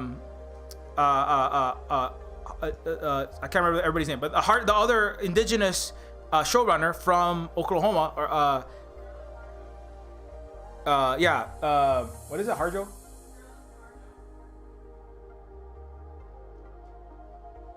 Sorry, I missed the first one. Sterling Harjo, I'm sorry. So the reason why it's happening is because there's material development. They have material, economic, and clout, right? That allows them to have an all indigenous writers' room to tell that true story, right? So that's why Reservation Dogs is different from Pocahontas. Not just that Pocahontas has terrible stereotypes. Pocahontas is white settler colonial capitalist Disney stories, right? Moana is also white Disney stories. Every Disney, Anthony Mackie pointed this out, every writer's room, every production room, every party that I've been in any Hollywood movie I've ever been in TV show, 98% of them are white and they're rich, right? And Reservation Dogs is different from all of those because Reservation Dogs is a story that is authentically coming from economically empowered people that have concrete resources, like Taika's. I know it's not concrete in the sense like he has like a building that says Taika Waititi on it, but he has the network, he has the power, he has the money, right? Like Black Panther is better than most of the crappy ass military industrial complex produced Hollywood propaganda because Black Panther has some actual economic black sovereignty behind it, right? It's black money from centered in Atlanta, and the story is more authentic because of that. Now of course, it could be like, well, it's just the capitalism is just rich people that are making this movie, like, and that's part of the reality. Is like, yes, there's like businesses. I wish, like here at Silver Spook Games, we try to we're not capitalists. We don't take it's a cooperative, right? Like the Chow Cooperative or like Huawei, right? We're trying to be as minimally capitalist as possible. Now, in a world in which the world is run by global capitalism, it's hard to get the concrete development without some corporation somewhere being involved, but you want to minimize that, and that's, that's why it's so important to have big entities that can support development in Africa, support development in Bolivia, support development in other parts of the world that need that support, right? To get concrete empowerment, as opposed to what? As opposed to tokenized indigenous, oh, I feel sorry before you, but what can you actually give, at scale, right? To build, the solution to, as I said before, the solution to the lack of good representation of indigenous people or black people or Asian people in Hollywood is not begging Hollywood and waving your finger at them. They deserve to have criticism, of course, but the solution is they will never give it. Hollywood is not going to give any good representation ever. It's like asking the military politely, please stop bombing us in Afghanistan. That's not how this works, right? You fucking force There's an analysis that needs to be done, which is this is an indigenous successful resistance against a colonizer. That's what Afghanistan actually is. Yes, it's like the Taliban have problematic things they have done. Absolutely, America funded the Mujahideen and made them, but they also differences between Vietnam. But like in Vietnam, it was an illegitimate colonizer that with concrete military force removed a colonizer, right? They don't America if the Afghan people, just said, "Oh, please America, stop bombing us." If Afghanistan had if half the country was journalists, it's important, but that's not enough. Oh, I'm just gonna report on how bad America is, right? America, you're bombing 25 people. You're bombing like 10,000 people a day. This is terrible. Look at all these pictures. Is that gonna stop America? No. If Afghanistan had, everybody kindly asking, just becoming joining a union, that's not saying don't join unions, but I mean that's not gonna stop fucking the US military involvement. It's economic, and then it's military, it's political power, and then it's also economic and military power because it's a military invasion, right? Similarly, now in America, it's not the case that it's a military, and it's not the U.S. military isn't bombing Oklahoma indigenous communities, but it is economically and culturally bombing them in a sense that not representing them, and it's not gonna allow America's not gonna teach critical race theory, the 1619 Project, let alone land back theory.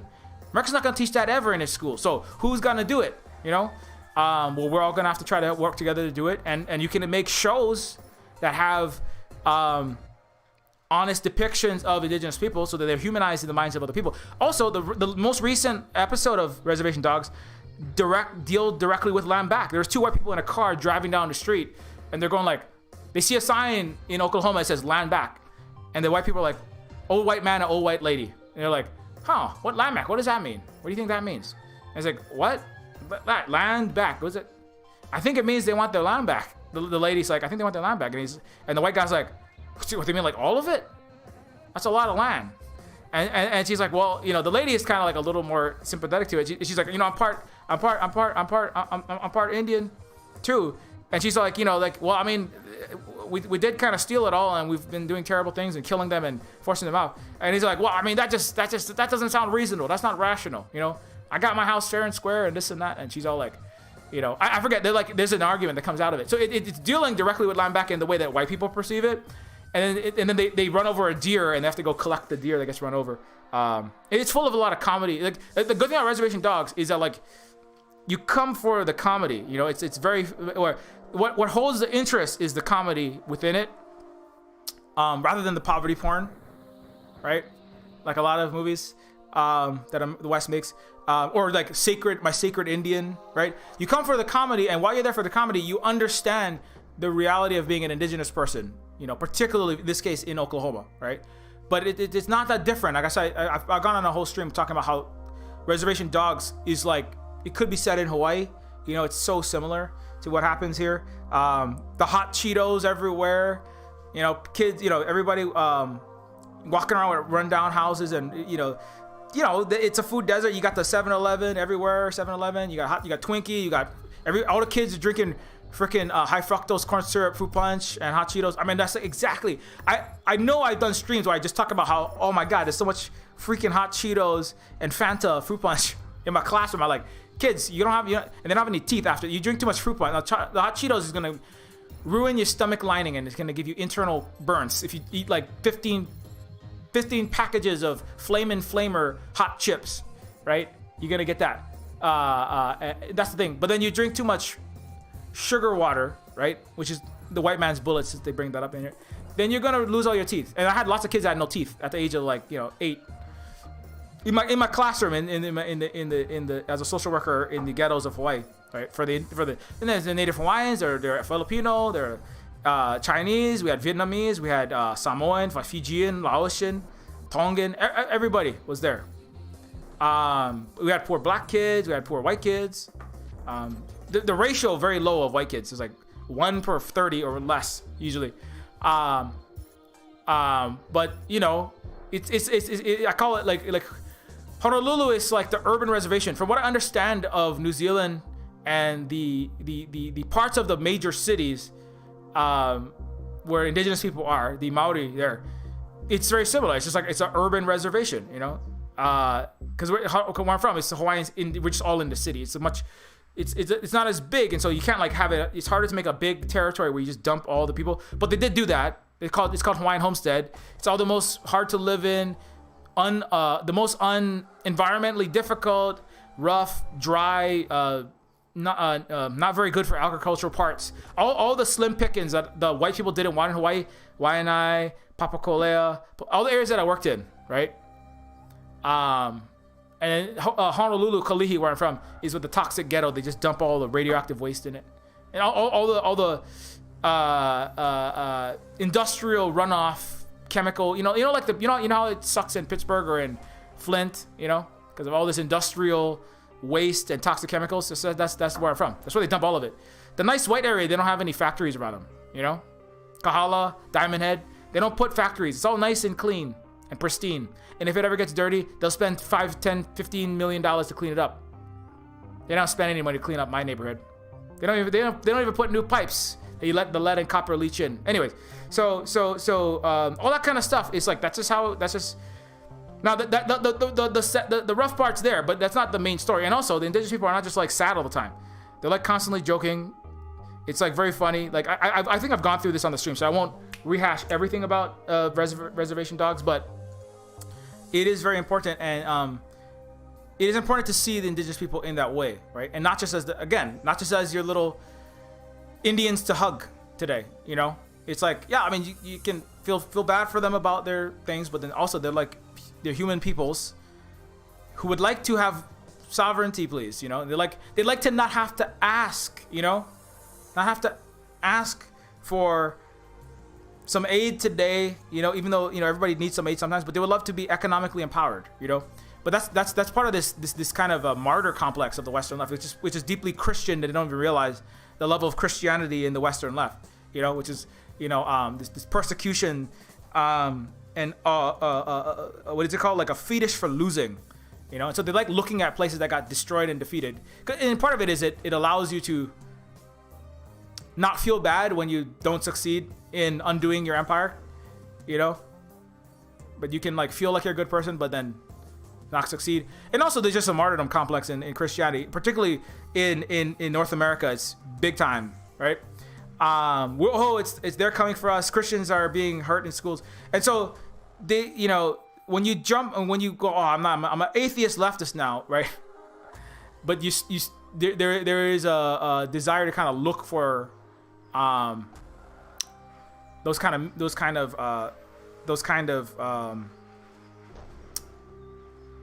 you know, there is a kind of persecution complex that comes along with it. So you look for the people that are persecuted and just kind of join them in that, you know, or be like, you know, they don't need to be supported. Now, of course, like these people who are being legitimately oppressed do need the support, right?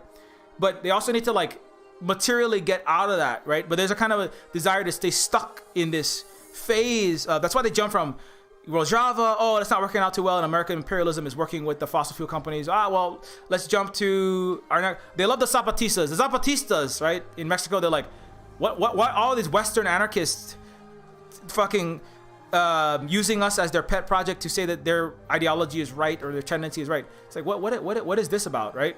Like, we're not anarchists. Like, yes, we understand anarchy, and we read Marxist-Leninism, and we are Mexican, and we have our own strategy. There's a great letter from the Zapatistas to Western leftists, Marxist-Leninists and anarchists, and they said, stop like using us as your pet project and saying what we can and shouldn't be doing. You haven't had any successes in your own country, you know, that you need to like, you don't lecture other people about how to do their revolutions or be just using them as your pet projects, right? But the same way that the Zapatistas are used by American and Western and first world anarchists, especially anarchists, you know, as some kind of justification for their ideology. It's very similar to just like the tokenized indigenous people being the brother bear huggers, just using the indigenous people as their little pet project, right? And as soon as you get a country, you know, like, I don't know, Cuba, you know, a lot of people these people drop out when it's, they had a government, that's bad. Or Bolivia, you know, they have a government, and sometimes they use businesses that, you know, maybe there's some capitalism that might have been involved. Oh, that's bad. That's bad. We can't support Bolivia. Oh, definitely not China. For hell no. Definitely not. I mean, some Vietnam. Oh no, they have a government. They have cops there. That means they're all Vietnamese. I'll have to dismantle their government, right? That's the problem I have with a lot of anarchists. Like, they're not honest about that. You know, the white ones, you know, it's like,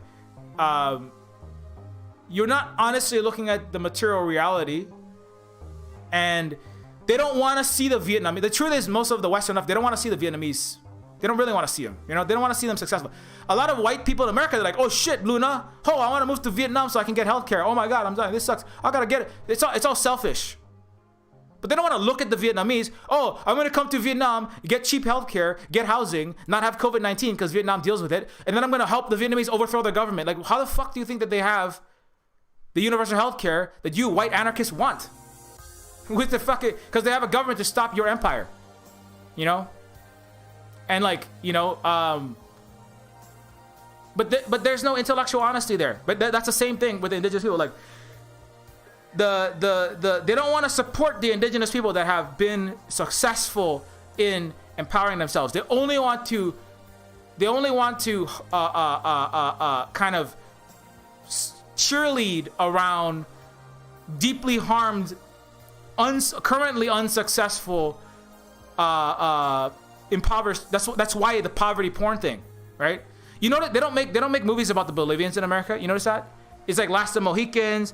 You got a little bit of your sad, oh, Trail of Tears, this and that, you know. They don't make movies about the Bolivians. They don't make movies about the Chinese. There's indigenous people of China. They don't make movies about the Vietnamese. They don't make movies about the actual Native Hawaiians. They don't make movies about, you know, but you know, that's why I say Reservation Dogs is part of the solution, because what we need is a Reservation Dogs that makes an honest shows about the Chinese people. In English. The Chinese have their own movies, you know, like about about my mother, my people, my homeland. But there's no movies that are honest and shows that are honest about the Vietnamese or the Chinese. Because you know why? Because, well, Hollywood is sure as fucking gonna allow it. All the Gusano escapee fucking fascists and capitalists from Vietnam, like Andy Ngo, and the Chinese, you know, Epoch Times people, and all the Kuomintang.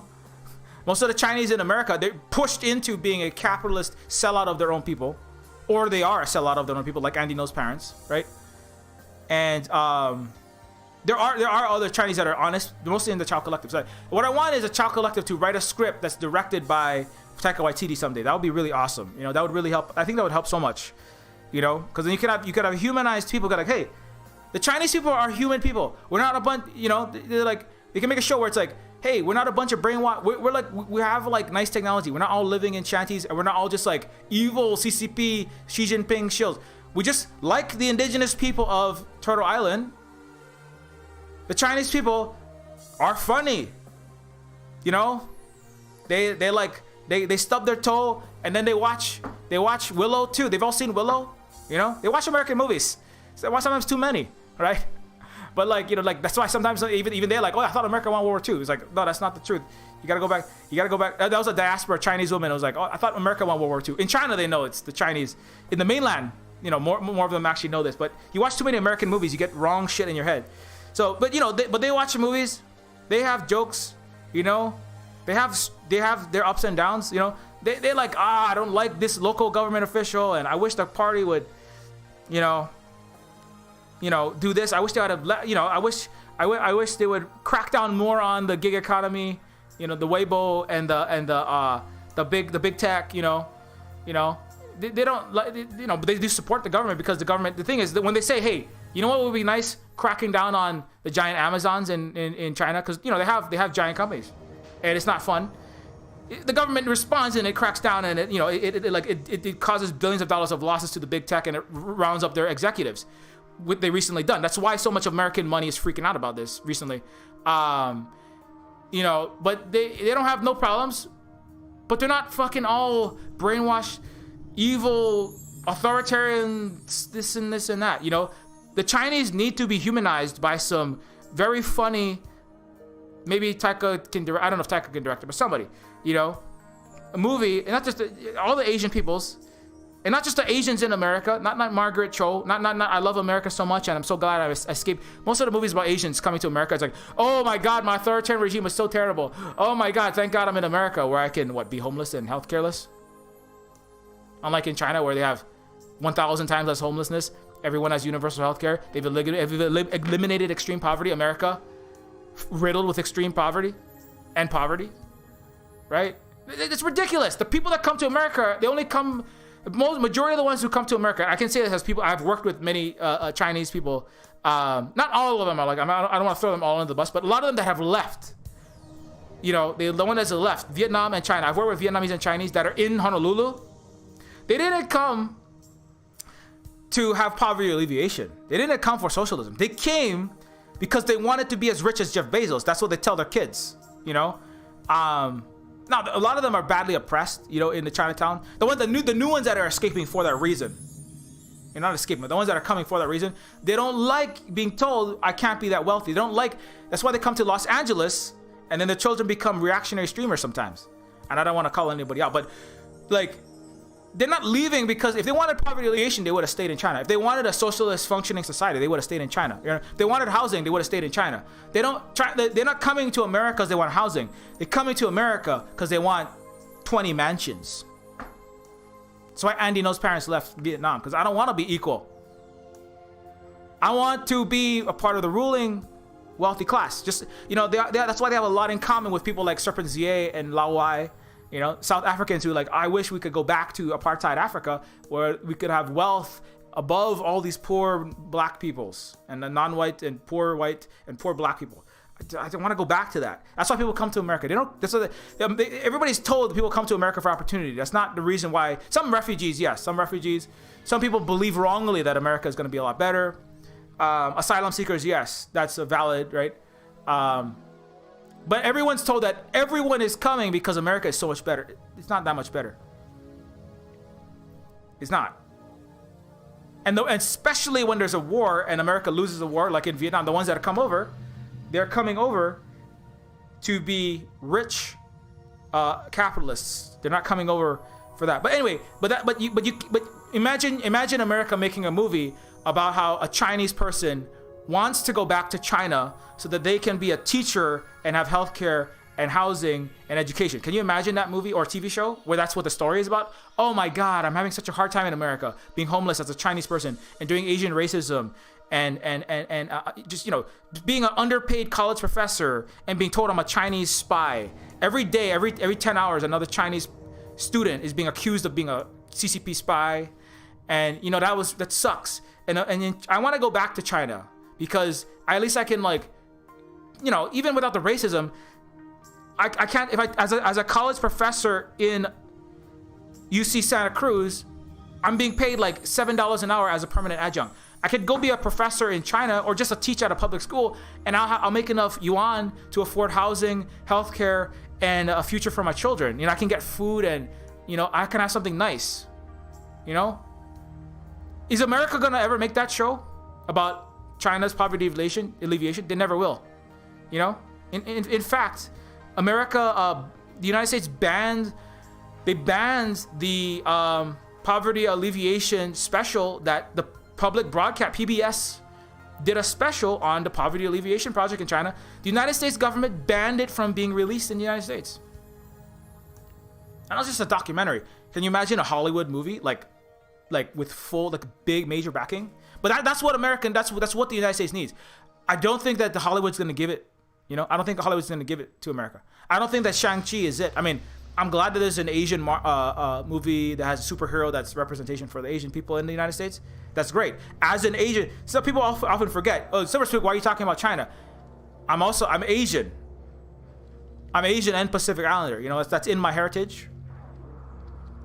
That's like telling a black person, why are you talking about black issues? That's another thing that pisses me off when people say, Silver Spook, I don't want to listen to you about Asia. I don't want to listen to you about Asia. That's like telling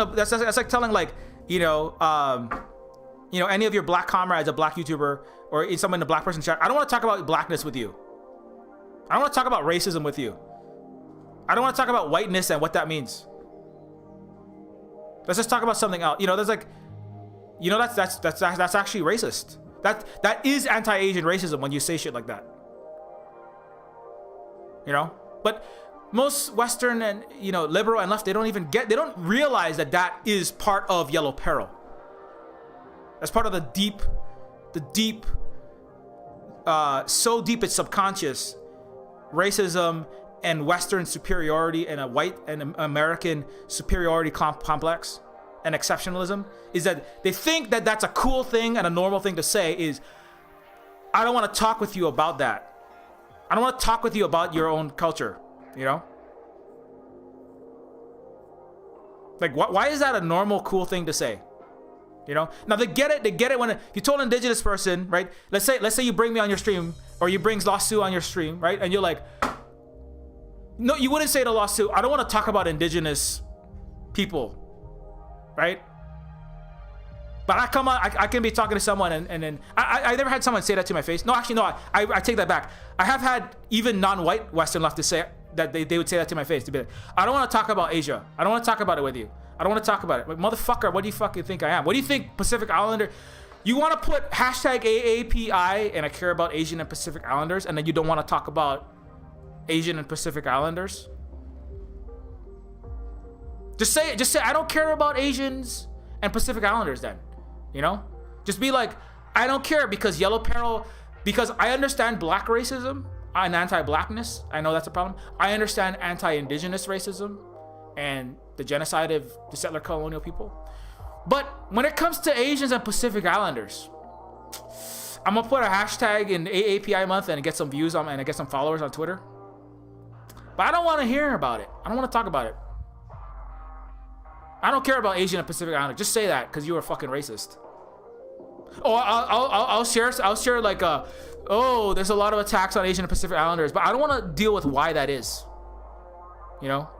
Oh my goodness, 4,000 attacks. I think it's up to like 8,000 in a year now. It's like exponential. 4,000 and escalating anti-Asian racist attacks. I'll talk a little bit about that. Maybe, we should stop having bottles being thrown, and 6 Asian massage parlor workers shouldn't be shot, and that's bad, and don't say the C slur, and people in the Western, some of the Western left and liberal, they get that, like, racism is systemic.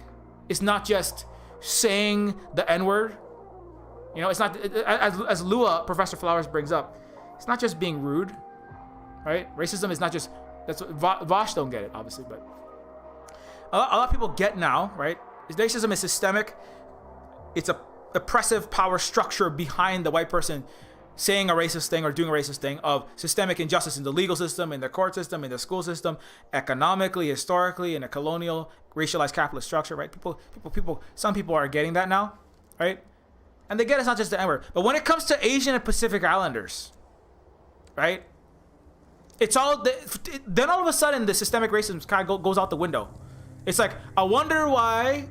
Like, I get, okay, racialized capitalism, slavery, courts 10 times more likely to sentence and over-sentence black people. You get fed into the system, and then your likelihood of being stuck in the system of the carceral prisons, etc., increases. I get that.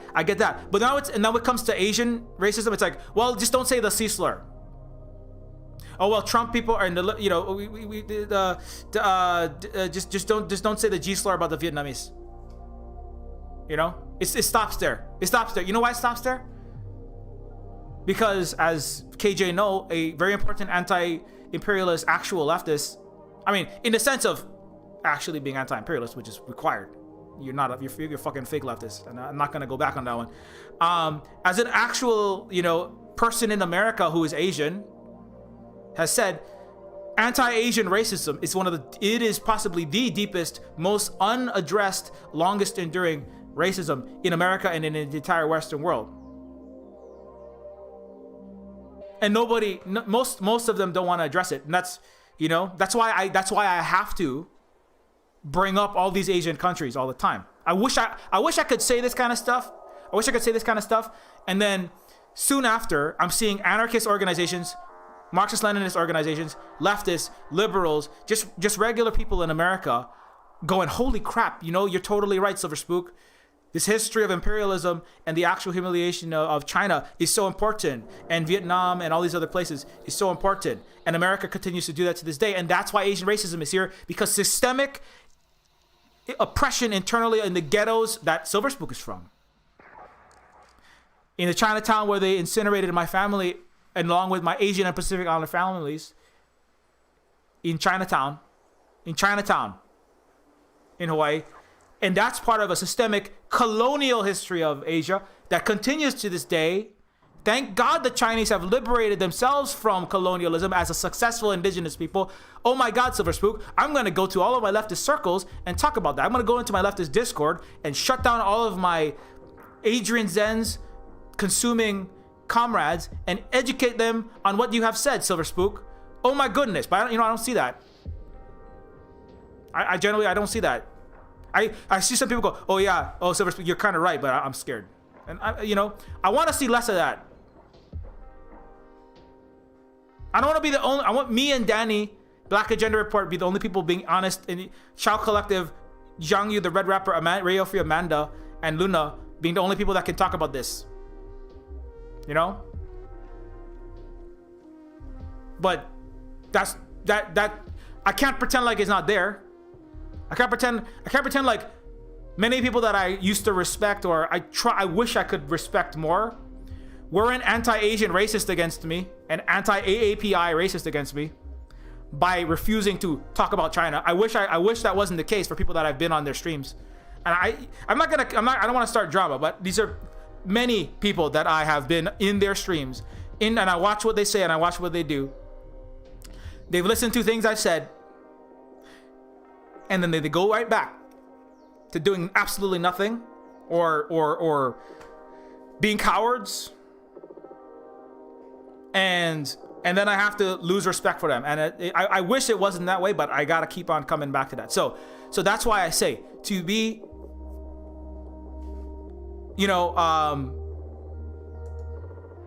that's why I say, what we need is the Reservation Dogs, right?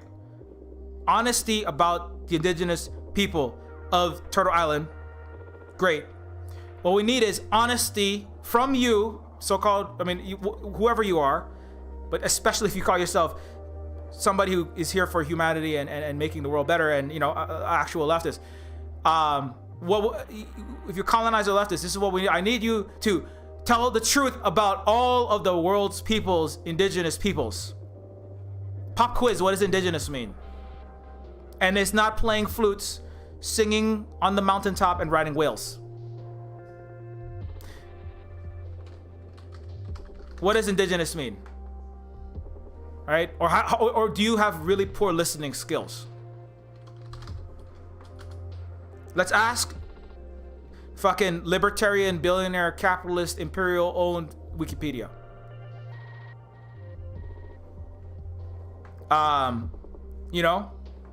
What does it mean? It does not mean people who are poor and wear feather headdresses. Sir Thomas Browne in 1646 stated, although in many parts thereof there be at present swarms of N-words serving under the Spaniard, yet they were all transported from Africa since the discovery of Columbus and are not indigenous or proper natives of America. Indigenous means, and it has always meant in the Western barbaristic colonizer world, that which is not a Euro colonizer or a colonizer generally, but in particular, as the people who have done 95% of all the colonizing, being a European colonizer, being a barbarian in the definition of the actual barbarians. That is what indigenous means.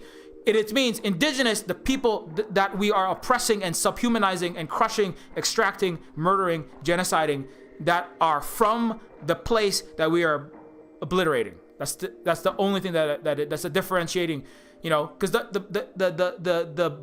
people of Africa and the people of what is called North America are indigenous when they are in each of their places, right?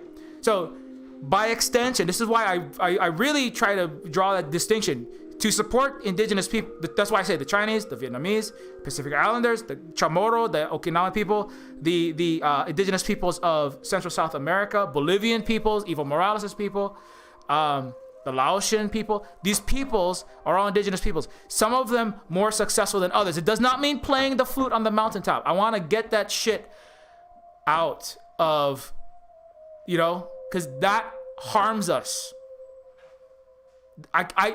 That's why, and also I bring it to you. Do I stop being? I'm streaming on advanced technology. I do advanced adversarial network programming. I do AI programming, and make video games for a living. Am I dancing? Am I paddling a canoe? Am I doing subsistence ecology? I like gardening taro, but am I doing that for a living? I grow taro, but we're not growing enough to eat. It's called being honest.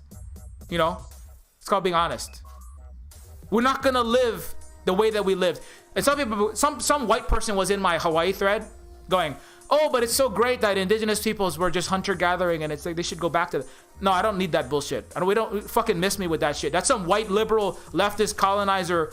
That's some guns, germs, and steel, Jared Diamond, imperial bullshit. There are great wisdom to be gathered from, yes, the earlier periods of our civilizations. But A, we can't go back to what we were doing. The world does not allow that.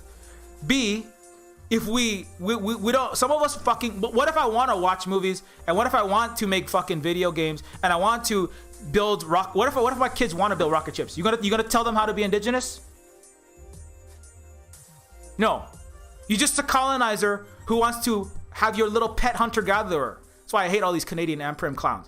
You just want your pet hunter-gatherer so you can feel spiritual today, and then you're going to go back, have your Sonic, have your air conditioning, have your car, have your Among Us Twitch stream, and then you're going to feel indigenous for 5 minutes. Oh, the Amprim, I want to go in the garden. You have no successful revolution anywhere with your bullshit. Shut the fuck up. That's why. This is why Reservation Dogs is so important. That's why this scene, you know, that's this scene where it says, you know, it's great. There's the old uncle, right? Who's played by a very important indigenous figure, actor, and I believe activist.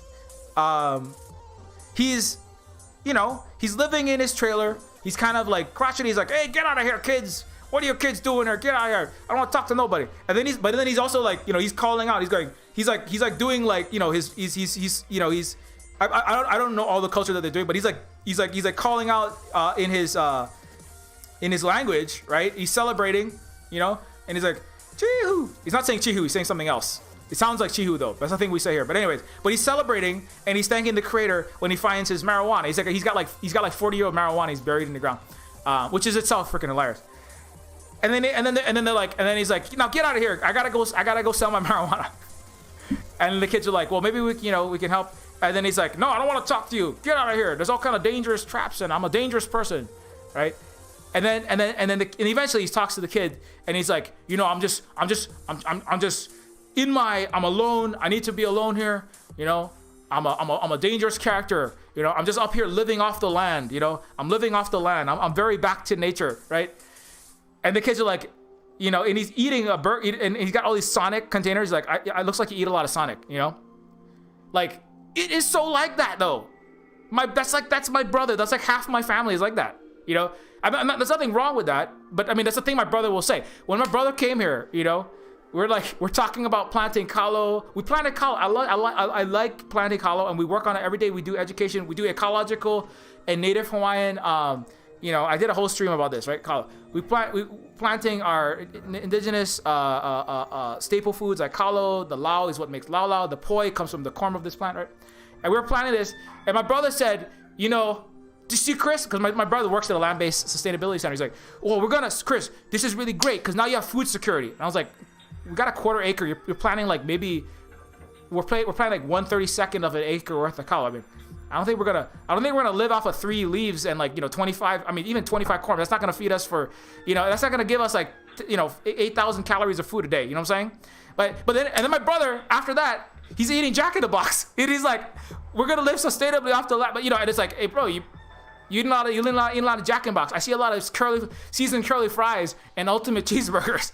You know, but like, I mean, it's like, which is fine. Like, it's important for us as indigenous people to remember to understand the ecology, and it's very important for us, for the kids, to touch the kalo, to know what kalo is, to know that word, to know our history of what we farmed and of sustainable food.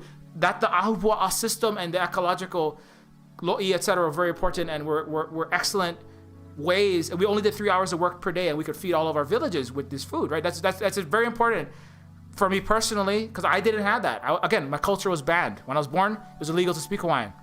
So it's very important for them to get that, right? But it's also like we also live in the 21st century. We're also like human beings in the 21st century, right? And like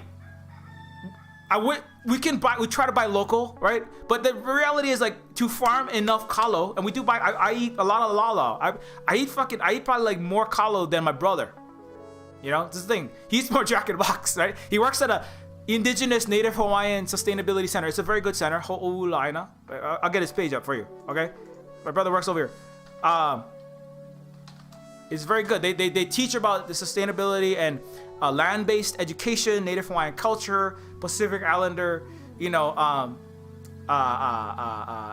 ways, and the mo'olelo. That's the stories, etc. You know, we have. Look, they do. It's good. It's good. It's important. It's also an education. You have to have a health center that gives free healthcare to impoverished people. Because I'm from the fucking Chinatown ghetto. Remember? And everybody dies. We're all dying from COVID-19 and diabetes at the age of 39, right? As part of Asian and Pacific Islander racism. So he does very important work at trying to like help the people there. But it's also like, but dude, like you're not growing enough kalo even at your place to feed everybody. You guys, you go to Jack in the Box all the time. You go to McDonald's. You go to Sonic. You eat a lot of Sonic. That was so real. I was like, that is how it is though. It's like we want to get back in touch, but it's like. And it's not like we can't eat kalo. Like, I wish we were growing more of it, but, you know, white settler, your empire and your military and your Mark Zuckerbergs own all the land. There are kalo farms. There's what is it? There is, a big one is, freaking, what the hell is it? Shit, what is it? What is the one that makes the tomatoes? It's in, It's north of Hilo. Crap, what is it? I can't remember. Big Island producer. Shoot, I can't remember what it was. I'm gonna find it if I look here. Frick.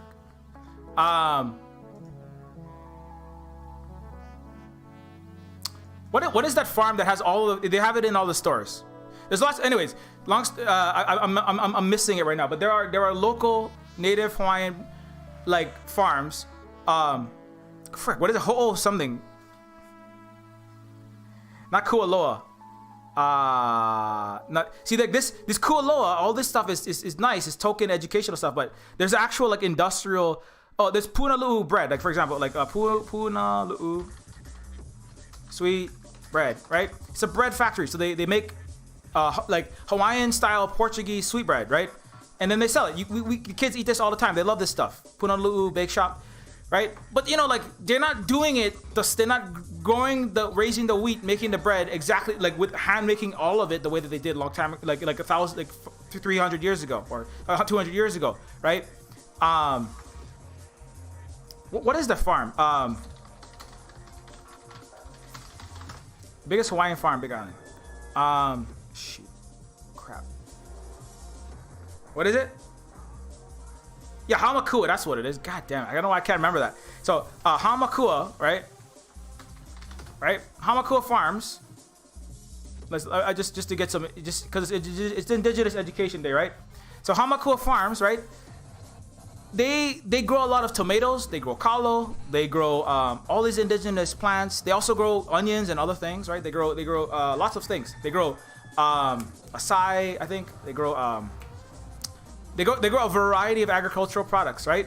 But you know what they do? They all, you know, they try to do it sustainably. They do it cooperatively. As I understand, they're not a huge capitalist entity.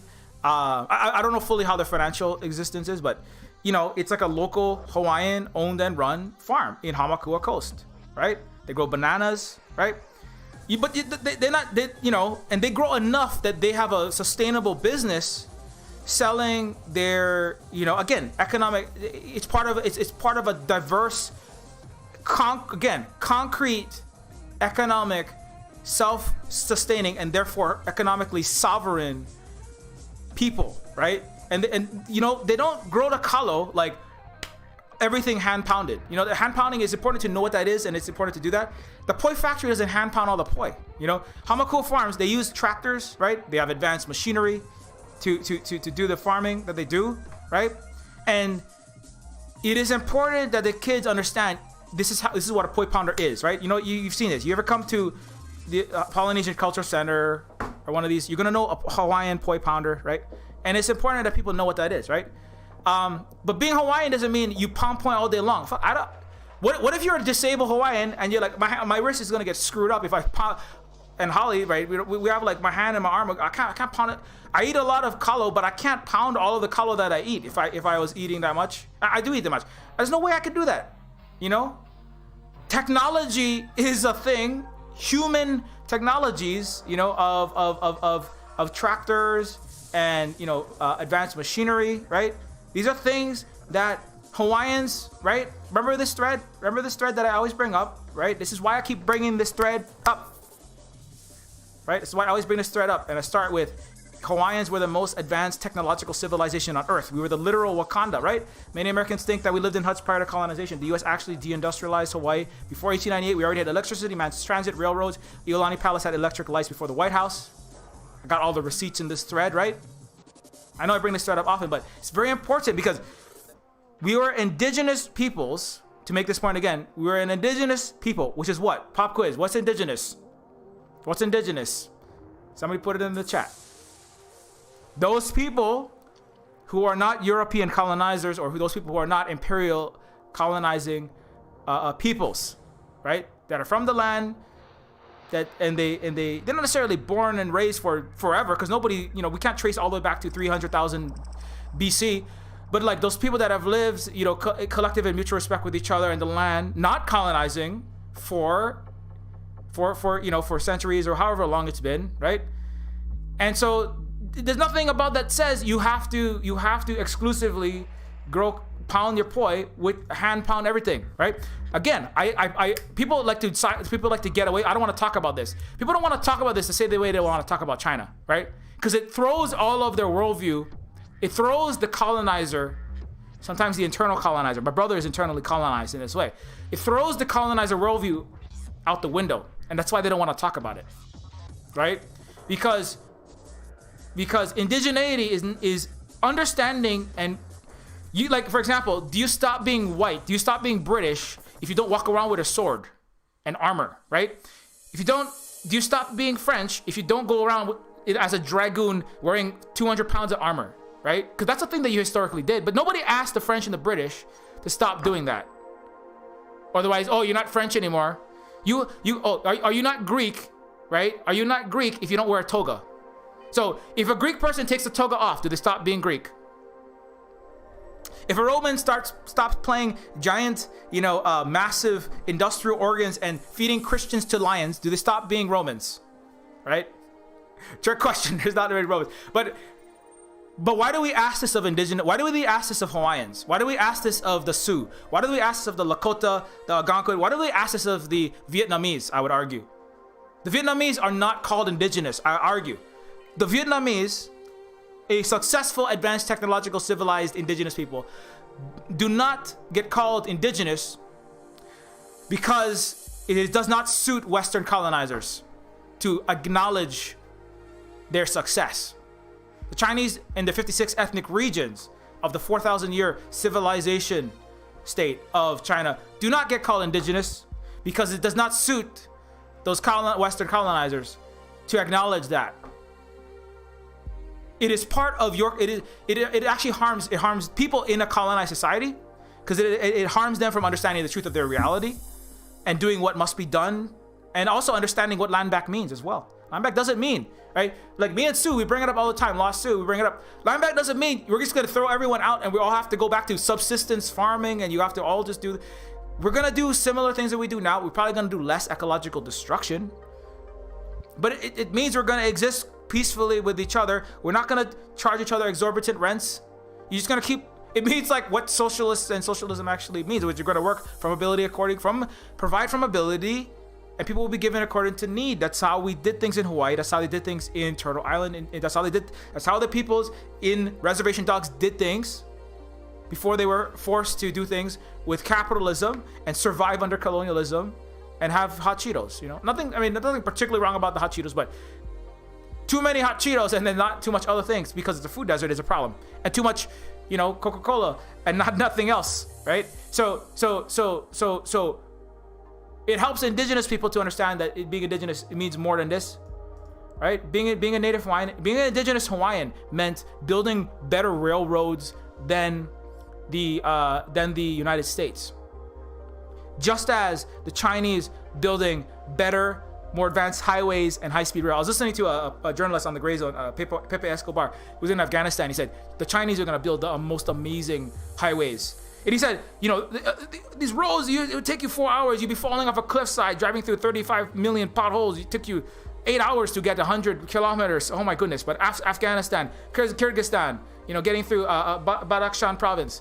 Oh my goodness, it's so it is a beautiful place now. The Central Asia is really advancing. He says, I'm telling you, they build American quality roads. And the journalist, he's sick from a global south, but he said, I take that back.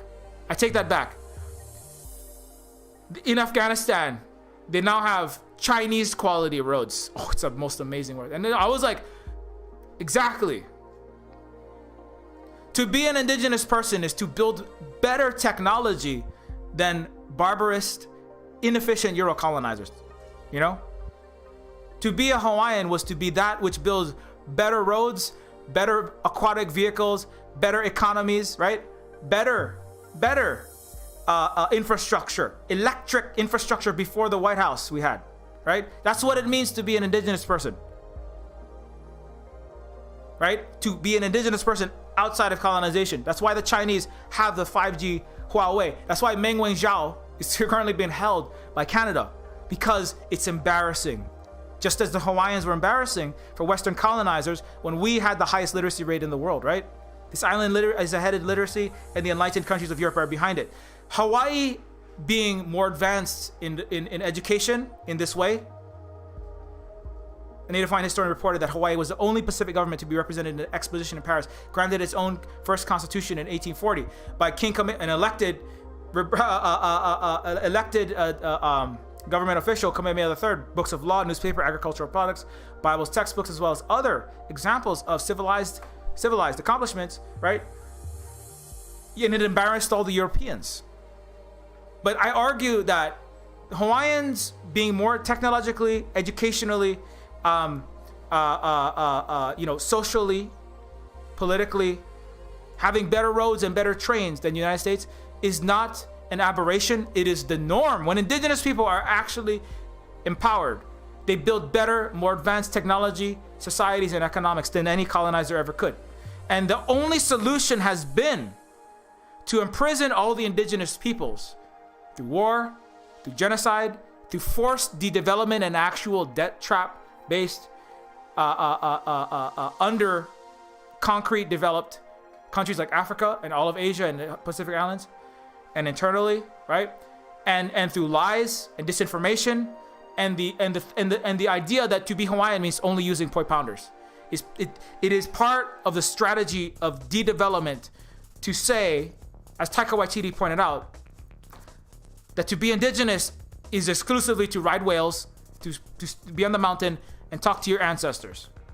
That is part of colonization, right? And so that's why I keep coming back to this thread, because I know I say this, tomorrow everyone's gonna forget it. Thank God Taika is making this goddamn show so that it's harder for people to forget that being indigenous means talking about living off the land and then kind of being confused about that. And then practicing important practice. It means burning sage and then growing some sage.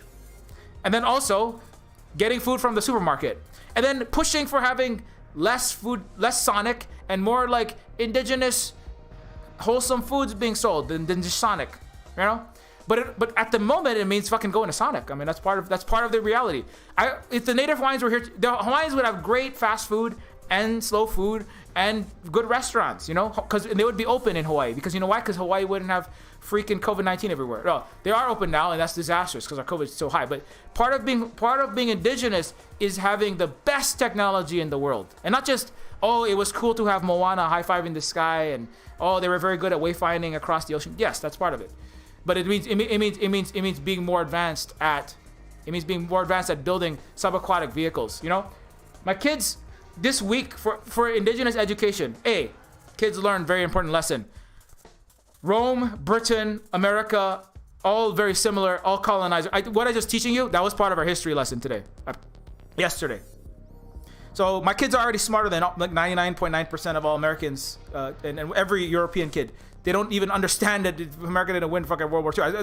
Because the America and the West has never done anything at scale, and they never fought any just wars, you know. And the kids already get what Western leftists with fucking 8-year degrees don't get, which is that imperialism is the highest, the major problem that currently they don't get it fully the entire history, but they understand the concept of what it is to be in someone else's country, illegally occupy it, ban the language. They understand, and they drew the right conclusions.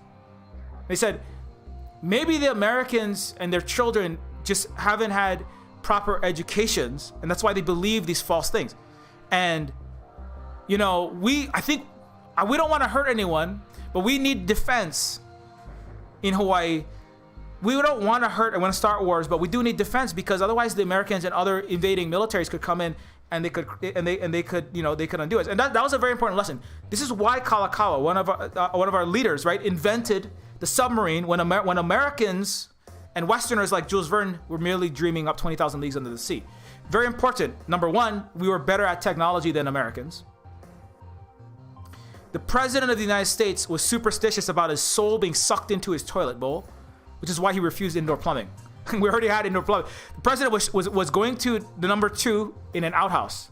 The president, let me say that again. The president of the United States was going to the bathroom in an outhouse because he was superstitious, a claim constantly bombarded at indigenous people at being superstitious, ascientific, barbarous. The president didn't want to use the bathroom because of his superstition called Christianity. And we had full indoor plumbing and electricity. Also, we invented the submarine. This subaquatic vehicle in particular, and a torpedo-proof vessel. It was later built and it functioned. See, the problem is, I would postulate that there is a version of Hawaii where Hawaii doesn't get conquered because Hawaiians have submarines that are capable of taking down the greatest USS war criminal. Dreadnought, or 1890s, a vehicle with great guns, great vast, huge guns that fire, terrible munitions at Iolani Palace, or try to. But all of the American vessels are taken down by the Native Hawaiian submarine. And the Americans, they don't understand what it is. All their ships just suddenly sink in the gunboat. They try to do gunboat diplomacy, but all the American and the British, same way they forced opium into our relatives in China, but all the American and British boats keep getting sunk mysteriously by these. I'm going to write a science fiction alternate history maybe one day. I'll do like how Hawaii stayed independent. The same reason why China has the diesel submarines that can shoot 15 to 20 warheads and take out every American city, and have hypersonic missiles that surpass anything. One carrier killer can kill a $10 billion American aircraft carrier. So the Chinese very much following.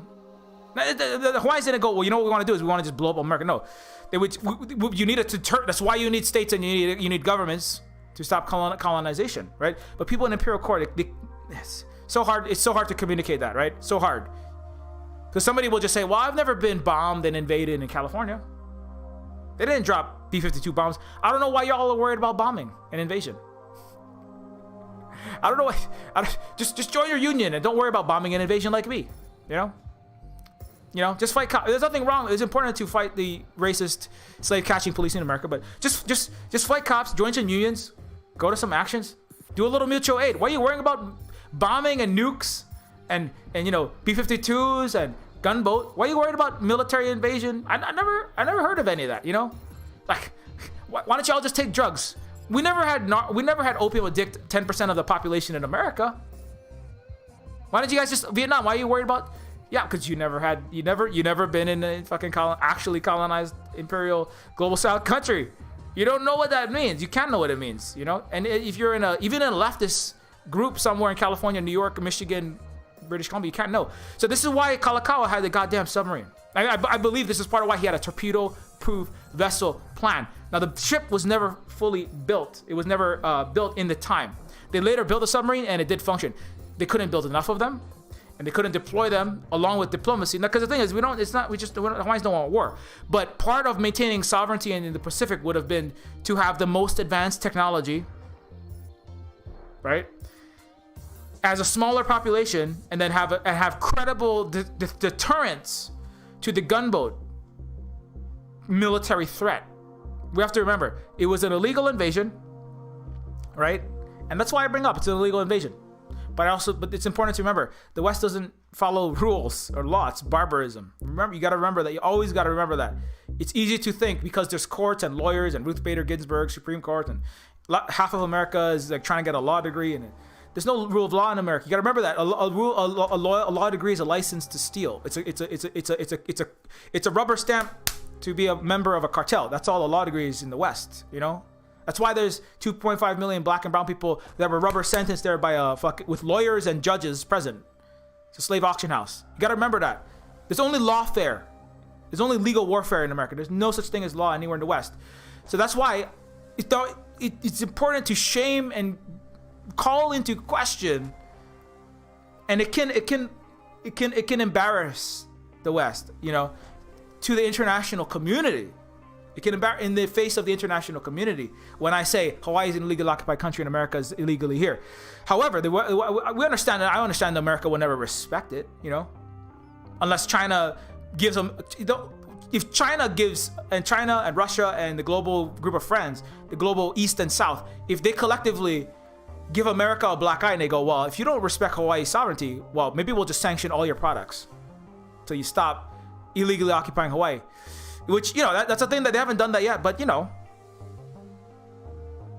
maybe you want to sanction us. You want to sanction Xinjiang?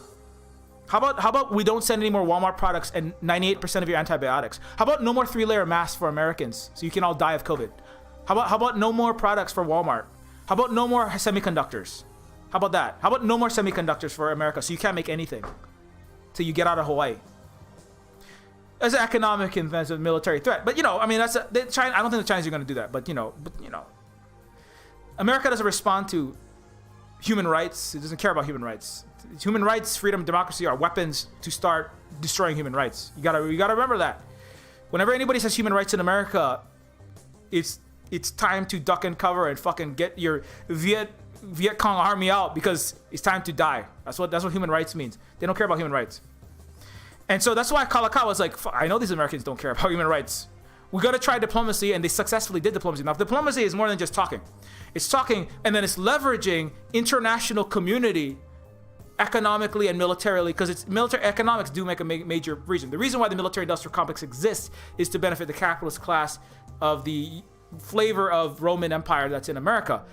Headquartered, big sections of the throne are made up of dollars and narco-trafficked opium. And then military, it's like capitalism, military, little bit of aristocratic privilege, but they don't center that, right? A lot of lying, you know, and then a lot of military, a lot of money, right? That's what rules America. That's why $167 million were spilled out on the tarmac in Kabul, right? When Mr. Ghani, America's puppet, neoliberal World Bank trained puppet, right, escaped Afghanistan, because that's how America rules, and they're training their puppet in Afghanistan, in the fake government there, right? In that way, just give everybody lots of money, narco traffic opium.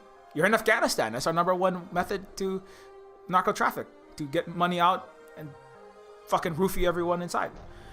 And so do that, just do that, right? And so that's why the government falls apart, because that's all America does. You can't build democracy. It doesn't care about democracy. Can't build human rights. It doesn't care about human rights. Can't build freedom. Can't build anything.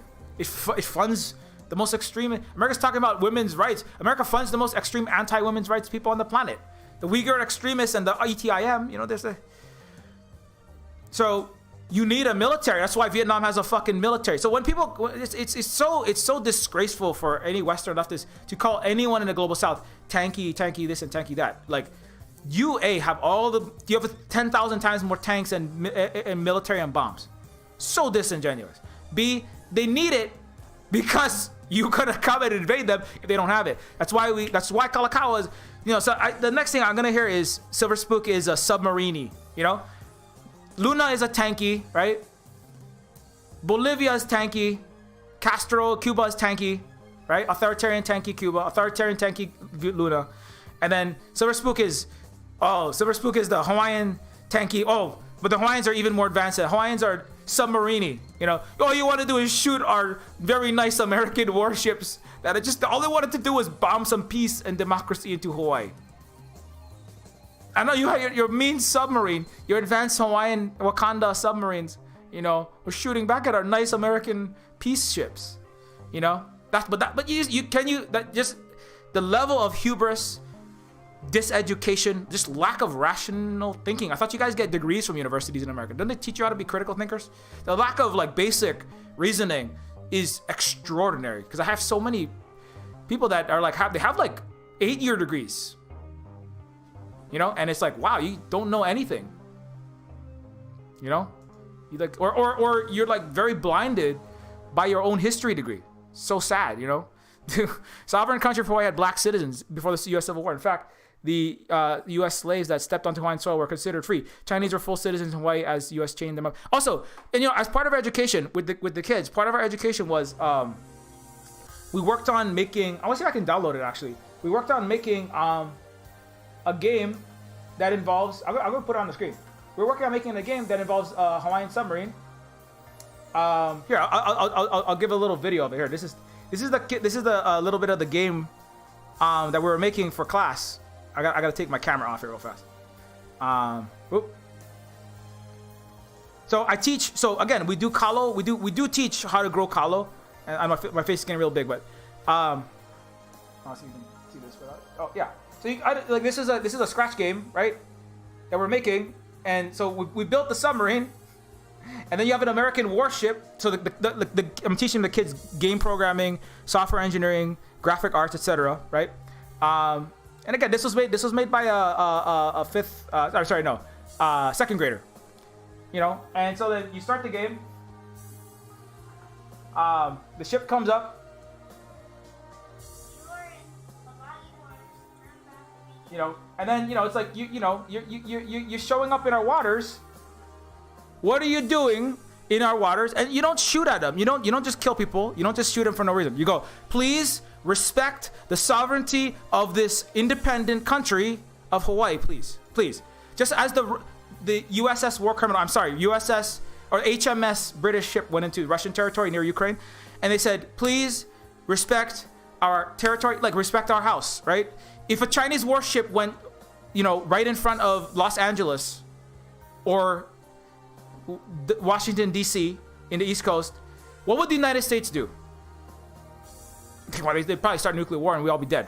That's why the Chinese don't do that, because Americans, they don't respect international law and they're off their fucking rocker. But please respect our place. However, if you, and then what the Russians recently, there's a video where the Russians say, what are you doing? You're in Russian Federation territory. Please leave. You must leave. You are in violation. Please, you're not supposed to be here. And they fired a warning shot. They don't shoot. They don't blow the ship up. They just said, please leave, and they fire a warning shot. Like, we don't. But you are not in your rights to be here. You are violating the sovereignty. You're violating, as an imperialist, normal thing for Britain to be. You are violating, this territory. You must please leave, right? And that's the pretense of the freedom of navigation. So it's important to know we don't want to fight wars, we don't want to invade anybody, but we want to respect other people, and if they don't respect us, we will have to defend ourselves. Because some anarchists in America sure as fuck ain't gonna come down and do it for us, are they? Some left democracy now is gonna talk about how sad it is when we get our country taken, but are you gonna come down here and fucking do it for us? No, you're not. No, you're not. Was the American left? Were they gonna come over and fight for the Viet Cong? Fight for Vietnam's freedom? No, they're not. No, they're not going to do that. It is so racist. It is so imperialist. It is so right wing. It is so colonizer. That word that to accuse all these people of being of having states and militaries when you have the biggest military and state on the earth by a factor of fucking 1,000 or more. It is so disingenuous. And that's something that the kids know that. There's many Americans who think that they're much better than other people. They're many Westerners, and they come from this place called Britain. They know what Britain is. They know what France is. They know what China is as well. They know that it's not a place that's full of brainwashed people. They know it's a place that has the greatest poverty alleviation on the planet and better life. They have better quality of life than Americans. They know that. They know that at the age of 5. Unlike 99% of American children. So sad that you don't have an education system in your public, private, or charter system or universities. It's too bad. I hope you guys can remedy that. Anyways, that's why you have your fake Western left. So anyways, so you need to understand that it's not, we don't have militaries because we want the militaries. As Castro said, when the human people, our human family, have evolved beyond the violent economics, militaries, and the need for these things because we've achieved a level of collective education and solidarity across the world, we would be happy to dismantle our states and reduce the military to nothing if possible. We would be happy to not have soldiers and tanks and ships as the Cuban military, the Cuban intelligence agencies. I would love to not have these spooks trying to stop 700 assassinations. We would be happy to do that. We will take down our flag. He even said that. Castro is quoted saying that. But we cannot do that now, because if we were to do that, we would be plunged into horrific barbarism. We would be plunged into poverty. We would be killed. We would be slaughtered. We would be destroyed. We wouldn't have the successes of having greater life expectancies in America. We wouldn't have the successes of having 4 times less deaths by malnutrition. We wouldn't have had these successes, even against imperialism, with America right 90 miles from us, if we didn't have our defenses and we need to stay right now. We don't want it, but so anyway, but that's the level. That's the level of, so that's something that people need to understand. It is the luxury of someone in an imperial metropole that is not in threat of invasion, bombing, and being literally enslaved. It is the luxury of a white anarchist anywhere in America, even a non-white anarchist in America or in the UK. I actually had an indigenous anarchist in the UK. I was like, what the hell are you doing in the UK? Talking to like, you have the luxury of being in the birthplace of America's empire, Her Majesty's shithole, Britain. You have the luxury of being in London. Come to Hawaii and tell me that. Come to Guam, come to Vietnam, come to Bolivia, come to the global south, come to Cuba, come to India, come to any of these places, and tell us we should dismantle what we require to defend ourselves. No, that's why most of the anarchists come from America and from Canada, because they're the world's #1 fucking tanky. Actually, they're the authoritarian regime that can't even undo their own ruling class. They have never made. They talk about their sock-damn successes. Without communism around the world, there wouldn't be any social democracy anywhere. It's all on the fear of communism coming. There has never been any success in the West. They're all just saving capitalism. They're all fucking LARP. They're just role playing. I mean, those that continue to say this bullshit about Asian and Pacific Islanders like me.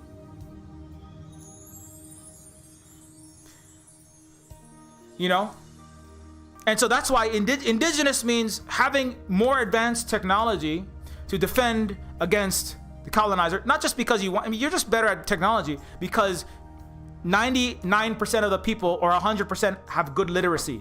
It's not a secret. Europe had 5 to 1% of the population having good educations, and everyone else was diseducated. America, 54% of people can't read above a junior high level. You have terrible educations. That's a major problem. You would be a lot more productive. And also capitalism is just unproductive, but also you don't have an education system. Hawaii advanced beyond America because it was better educated. And with that, we tried to leverage that into better technologies. And one of them was military technology, But I haven't made that particular point before, but that's an important point that has to be understood. As indigenous peoples, that doesn't mean everybody if you're inside of the United States, the path is different. Bolivia didn't fight some massive war the way that Vietnam did. It's not required that you're going to fight huge multi-million person killing wars. Ideally not, right? Ideally not. China is still under attempts of colonial occupation. It is still a developing country. Just came out of a colonial humiliation of 100 years, right?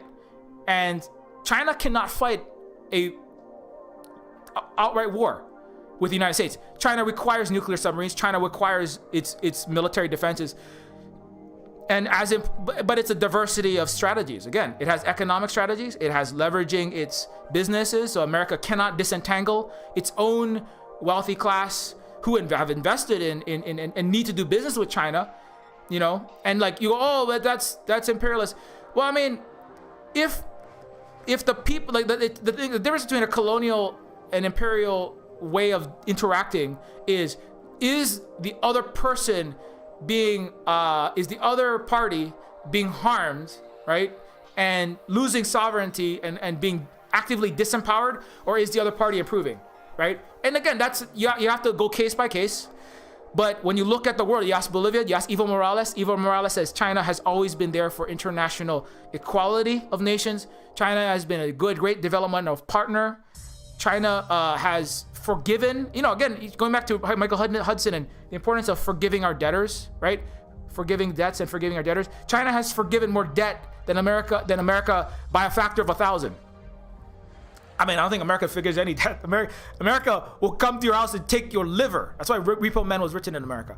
America will take your kidney, rather than, all right? America will strangle you to death. It runs on debt. It runs on debt traps. That's why they accuse, just like a white man gaslighting his wife. They accuse China of doing all the debt trap diplomacy. They're the ones that do all that shit. The WTO, World Bank. So like, you know, so you have to look at it and you go, are people getting better off? Are people being empowered? Are people getting out from under their poverty, right? Now, if they're going into poverty, that's definitely imperial. That's colonial. That's Africa with interaction with Europe and America, right? If there is a specific circumstance where like, oh my goodness, Silver Spook, well, look at like these people are really been deeply harmed. Then I'm gonna be like, that was the Chinese shouldn't be doing that. You know, you could argue. And I bring up Giannis Varoufakis all the time, but you know, he has a story where the first deal was not good, and there are reactionary elements, particularly in Shanghai, in Hong Kong. It was a British colony until very, very, very, very, very recently. You got a lot of Twinkies, you know, white colonists or capitalists inside, and they do have business people, right? But then they also have the national investment banks, and they have much stronger regulation. And that's part of a strategy. Part of the strategy is to allow the capitalists some capital from international world to come in to A, get technology, B, lock America in so that they can't just have all out war. Because part of the deal is you'll know that America is ready to start fighting hot war with China when every business from Walmart to Apple to Samsung to the banking industry, everyone pulls out, because then America, well, we have zero economic interest in China. Well, let's blow it up. You know, that's I think that's part of the strategy. It's a very complex strategy. But at the same time, if you do business, you have to be regulated, and America business don't like that. They're like, you can make money, but you can't like harm people. That's why they have the Chinese CPC officials will go into the Uber gig economy, and they find, oh my God, this is terrible, and then they get checked. They go, you can't abuse people and pay them like what amounts to $6 an hour. That's unfair. You gotta stop doing that. And there's actual teeth. See, in America, they just do whatever Jeff Bezos wants, and everybody's life gets worse. In China, like, we have some corporations. Yes, Vietnam, you have corporations. Cuba, fun fact, Cuba, actually, the average landowner in Cuba, that some people, at least we gotta support Cuba. Cuba's average landowner, Castro pointed out, actually is a bigger landowner than some Western countries. So Cuba has its own, you know, it has its own private capitalist industries there, but it maintains control in the same way that, like, you know, Cuba's like, we don't want to have no states, we don't want to have no nuclear weapons, we don't need to need Russia's help to threaten to nuke America if they ever, you know. Venezuela brought 100 Russians into Venezuela at the request of the Venezuelans. Different, very different than America showing up in Afghanistan and blowing the country up.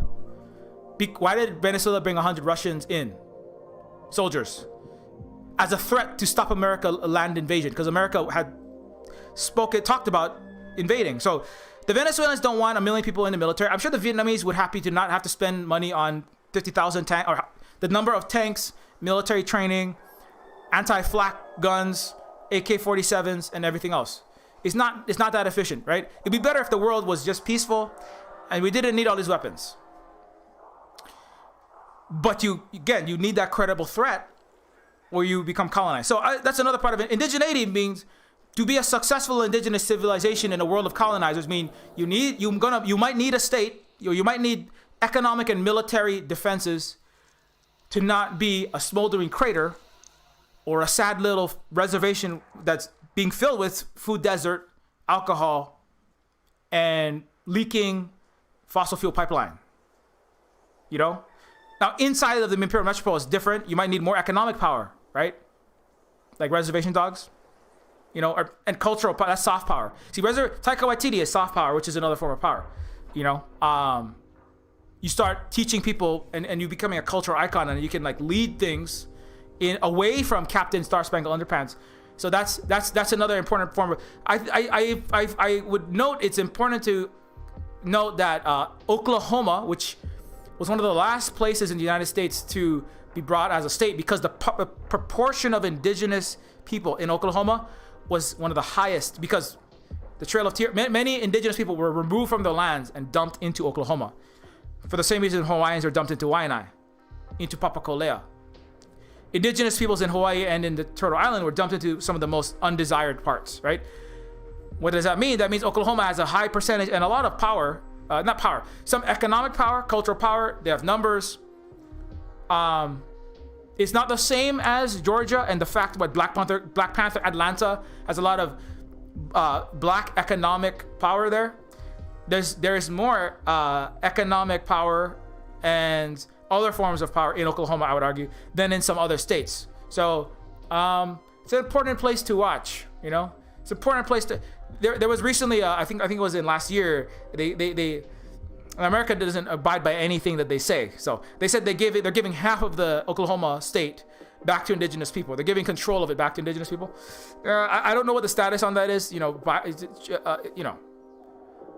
However, like, it's a place that is important to watch. The fact that they got Reservation Dogs done there, outside of Hollywood. Well, it's a Netflix. Oh, sorry, it's a Hulu show. It's a Hulu show, but it's not all white Hollywood writers. You know, if Reservation Dogs was made in Hollywood, by Hollywood, of Hollywood, everyone, like, they would have one token indigenous people, right? One indigenous person, and they'd have all these, like Avatar and like everything else, they'd have all these white or like, you know, slight Asian sellout people that don't give a crap about having actual indigenous people. It would be like 5% or 10% actual indigenous people, and they'd all be like indigenous people that live in LA kind of people, not indigenous people that are from actual reservations playing the actual reservation peoples, you know, and from their tribes, you know. That's what Hollywood would have made. So there's something that goes beyond just the show being good, entertaining, and politically. It's also, you know, important to watch how can that be parlayed and leveraged into greater economic concrete sovereignty, right? That for the people of, not just for the people of Oklahoma, because Taika is Maori, right? He's a Pacific Islander, you know.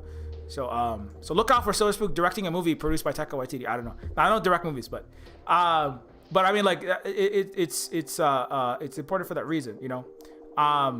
It's very important, you know. And so, I mean, coming back to this, what is indigeneity? Yeah, one more thing I wanted to say. I missed it. So Hawaiians had black citizens before the U.S. Civil War. We had U.S. slaves. The U.S. had slaves that stepped onto Hawaiian soil and then became free. The Chinese were full citizens in Hawaii as the U.S. chained them up to build the West Coast, with terrible racism and lynching of Asians. So did Canada. Had anti-Asian racism, has some of the worst of it today. Blacks were segregated in Canada.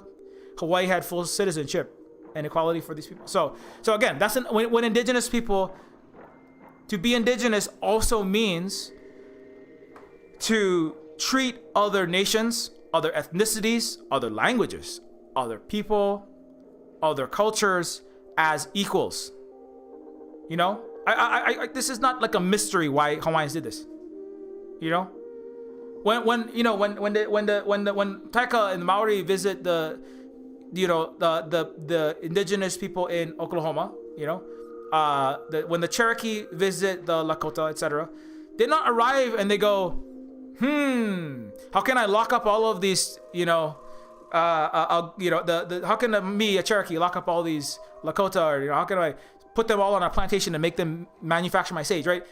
They exchange, you exchange culture, you exchange ideas, and you treat each other as equals, right? So the Hawaiians getting more economic power and sovereignty, but then treating the Chinese and the African peoples as humans, because the white people don't treat them as humans. They still don't.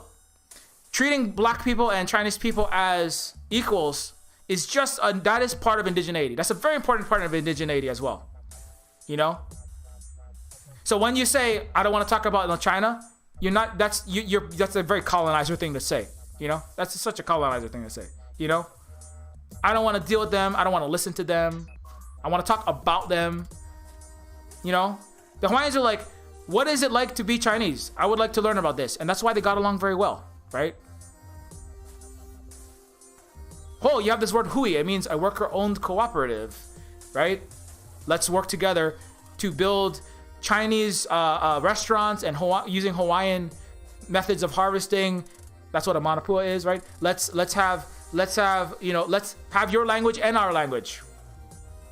What did Americans do? Ban all the languages and put Chinese in the ghettos with the Hawaiians. So that's part of being indigenous, right? What makes the Hawaiians Hawaiian is not, these Hawaiians, they lived in a hut and they danced the hula. Again, the Merry Monarch, Kalakaua, brought the hula back when it was banned, right? That was important to have your cultural history. In the same way, it's important for British to remember that they fought with big swords and gladiuses and all these other things. But you don't walk around with a sword and go, you stop being British when you take the sword away, right?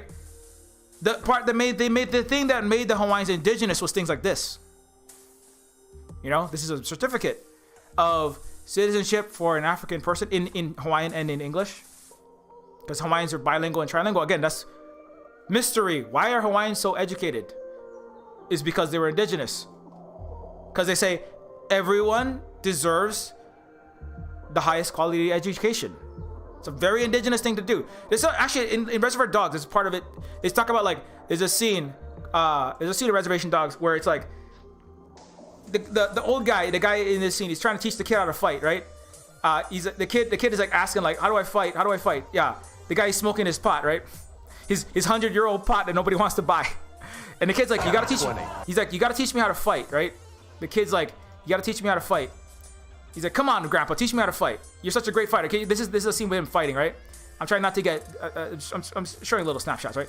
He's like, teach me how to fight, like how you fought in that bar and you punched out like 20 kids. Sorry, you punched out 20 guys and 2 cops in a bar in like less than a minute. That was so awesome, right? And then the kid's like, and then the old guy's like, maybe I'll think about it, right? I was like, what are you gonna do? Well, we'll drive you into town, right? And then like while he's driving around, he's like teaching him like, okay, always be ready, just talking about it. And he's like, whoo, and he like puts his arm, like he goes to hit the kid, and the kid's like puts his hand up, and he's like, you see, you always gotta be ready, and then always, always attack first, and all these kind of things. And the kid's like, when are you gonna teach me how to fight? Like they're just driving around town, they're talking, they're hanging out, right? When are you gonna teach me how to fight? When are you gonna teach me how to fight? And the guy's like, I've been teaching you this whole time.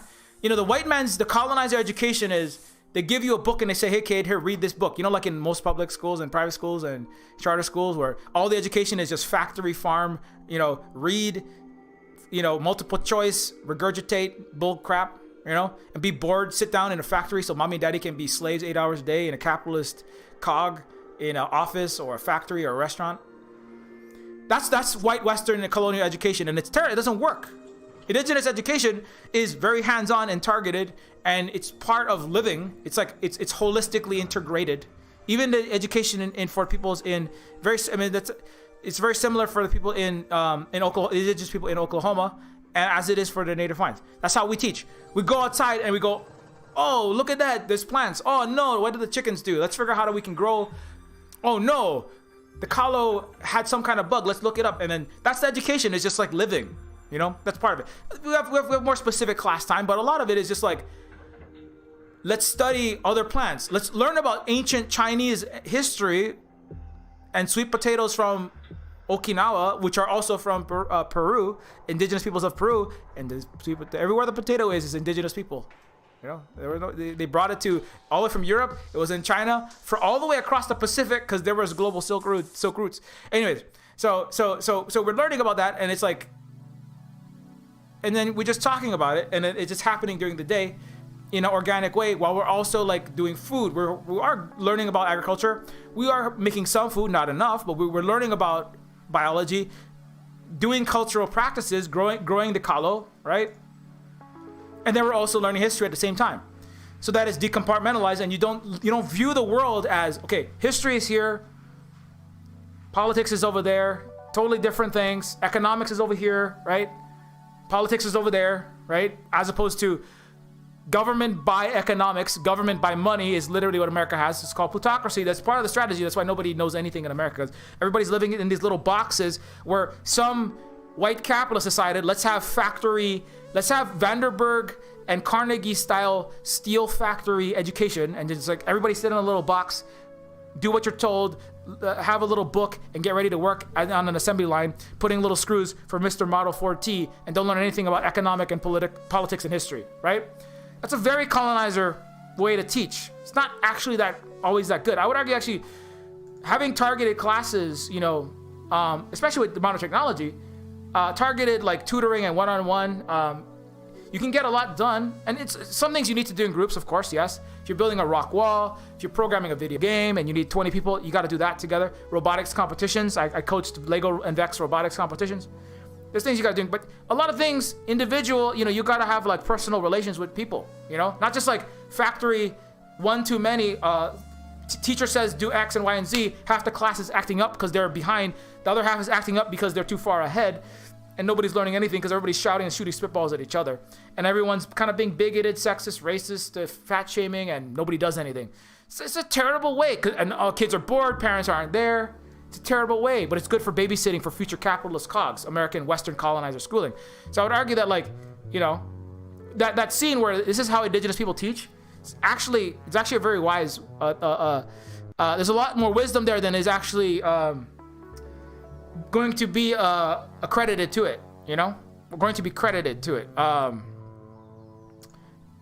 to say that there's no school that's good. Because there's lots of there's people in Vietnam and in China that they go to school, but they teach true history in Vietnam and China. That's at least better. Also, the Chinese are actually pivoting towards more digital online learning because A, it helps to reduce COVID interaction. B, you can learn a lot of things, and if you have access to very high-speed internet and good technology and good resources, you can learn a lot faster than a lot of things that are just like sit down and be babysat, and everybody turn to page 1. You don't need somebody saying turn to page 1. If people can turn to page 1 themselves in their own speed, at their own rate, that makes it less necessary. The Chinese are figuring this. They're actually moving in that direction. They're going, if you don't have the resources, you need pencil, paper, you need books, you need to do that because if you have limited resources. The thing is, they've bridged the digital divide in China. A vast majority of the country have access to good internet now, and they all have electricity. Everyone in China, let me say that again. Everyone in China has good access to electricity and clean water. America, half the country don't have it. So they're more along the path to getting there. America, sadly, still have people that are having blackouts and they can't afford their own electricity. Quite sad. Quite terrible. But anyways. So it's already Tuesday. It's like late, so I gotta get off. But I could go on this forever. But that's like these are all important things, and this is why the show is important. And that's why you should watch Reservation Dogs. This is just one long ad for Reservation Dogs. Taika Waititi is giving me $50,000 to do this stream, so thanks a lot for that. Thanks a lot. No, but read the rest of this thread. If you want to learn more about, I go through it a lot, so I'm not the whole thread, but this is some of the most important parts. Is the part about did you know that this is what Hawaii was? Did you know that this is what Hawaii? The same reason why nobody knows about what Hawaii was is the same reason why nobody knows what Vietnam is actually, and nobody cares to know, right? And so yeah, go read that, also don't forget, read this article, please. Okay. The next time if anybody says, I don't know anything about China, I don't want to talk about it, blah, blah, blah, blah, or they say some wrong shit, share this article. Okay. It's like very comprehensive. It's long, but it's an illustration that the Chinese actually know more about America and its government and its history than any American does. It's it is embarrassing. You know, it is embarrassing. So I really recommend people read that one. And I do recommend that people watch Reservation Dogs. And it is now late, so I gotta get off. But I do recommend that everybody follow me on Twitter. While we have access to the Death Star Shallow. I don't know, this is a spicy stream. Maybe Twitter and YouTube would be like, the Silver Spook guy, we gotta just silence all the indigenous people so they can't talk about genocide and colonialism, because, you know, but until they do that, until they do that, at Silver Spook guy, you know, you can follow me there. You can watch Reservation Dogs over there. It's on Hulu. It's not free, it's on Hulu. So you might have to get a subscription to Hulu. So, you know, it is what it is. However, everything that we do here is supported by Neofeud. And Neofeud is a cyberpunk adventure game that I created over the course of a few years. It is a game that is made by at the Silver Spook Cooperative of myself, Holly Argent, and our friend Positive Synergy and brother Positive Synergy under the Native Hawaiian here on the illegally occupied country of Hawaii. I'm currently working on Neofeud 2. And we have no bosses, and we have no landlords, and we have no capitalism in the sense of taking from according to ability and giving to people who had lots of money before. That's what capitalism generally is. And so we try to do it as fair as we can. And if you want to support the education that we just did, I know some of this was like very painful for some people, but if you are a, you know, not masochist, but if you like being told true things sometimes by a Native Hawaiian, then you can support us by becoming a Patreon patron or sharing this game around. If you have a second to leave even a very short review, it is massively appreciated, because it does increase the likelihood that people will discover this cyberpunk adventure game that is anti-capitalist, anti-imperialist, and anti-racist, and about my experiences, personal experiences growing up as a urban reservation dog. And so do consider doing that. Also, if you are just like one of those leftists, I know I talk a lot of shit about the left, you know, not about the left. I talk shit about problems that we have in on our left communities in sometimes very sharp terms. However, I believe that there are great contributions that people like Karl Marx did provide, and there is much to learn, you know. Neofeud explored the depths that make up our capitalist reality, and it found the game to be a multidimensional representation of Marx's Das Kapital. And like I said, I know when I say a lot of these things, some people are gonna get really pissed off and they're like not gonna want to follow me, and it's I know it's self-harming, but at the end of the day, I do think that there's very important things to be learned in Marxism and even in anarchism. I'm talking about, as Luna says, those crappy leftists, not all, you know, because I don't want to throw the whole planetary actual people that, you know, had those ideologies under the bus. It's like the people that sometimes I call it fake left, but on itch.io you can also find Neofeud for Windows, Mac, and for Linux. If you want to get the game for Mac and Linux, you don't want to get it on Windows. You can also get it without the DRM. If you don't like digital rights management, if you don't like Steam for whatever reason, you can get it on itch.io. You can also follow us and support us, at Patreon, at patreon.com/Neofeud. Patreon is a decentralized Patreon is a place where you can give us recurring support. You can give us and help us to fund the continued work that we do on an ongoing basis, and you get access to the Silver Spook Discord. You also get access to the Silver Spook games in current production. You get some behind the scenes on Neofeud 2 and some Terminus Cyberstar, the other game I currently work on. Yeah, I mean, that's what I do all day. Mostly I spend a lot of time, you know, programming in C# doing, you know, coding and making, you know, video games, you know, and like it was like, you know, it's like that's what Hawaiians sometimes do, you know. So anyway, so that's a lot of what I do, not exclusively. I also do education as well.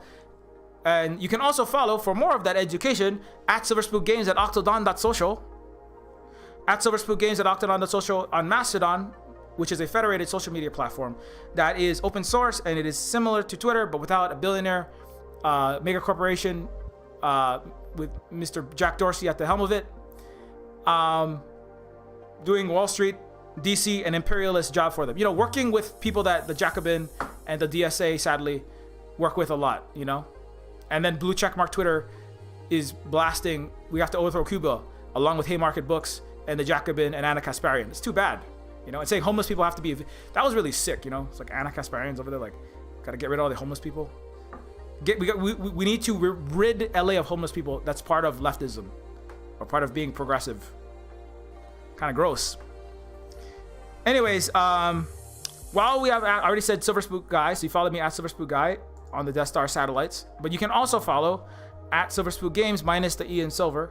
Silver Spook Games minus the E in silver is my games related account. If you want to follow that to learn when Neofeud goes on sale, updates on Neofeud 2. This evening, I think I'm going to play a little, I'm going to go through a little more of Neofeud 2. So if you want to, this is a sneak peek of what I'm currently working on with Neofeud 2. If you want to see more of that, I'm probably going to do a little bit of Neofeud 2 this evening on Twitch. Also, tomorrow I'm going to be jumping on, you know, again, you know, like, I don't say these things to be like, you are all freaking terrible if you're white. No. If you're left, no. But, you know, and also, I'm not saying we don't give money to indigenous fundraising. I'm going to join into an indigenous fundraiser, a fundraiser for residential school survivors tomorrow. That's being hosted by two, I don't know that much about the people that are hosting it, actually, but I know I've seen the Goat and Goblin. I'm going to be on this crap. The Goat and the Goblin Twitch stream tomorrow for a bit. I'm not exactly sure when. Okay. I thought, okay, maybe I can't get it. Okay, anyways, I'm gonna be on this stream to raise money for residential school survivors tomorrow at some point. I'm not gonna be on all day, but for some time, probably earlier afternoon, like 7 Eastern time, 7 p.m. Eastern time, approximately right now. That's what we're looking at right now. But yeah, and I do recommend, you know, everybody that can support this fundraiser, do support this. I'm having trouble finding it, but anyways, I'll be on that tomorrow on the Goat and the Goblin Twitch stream. Let's see, Goat and the Goblin Twitch stream.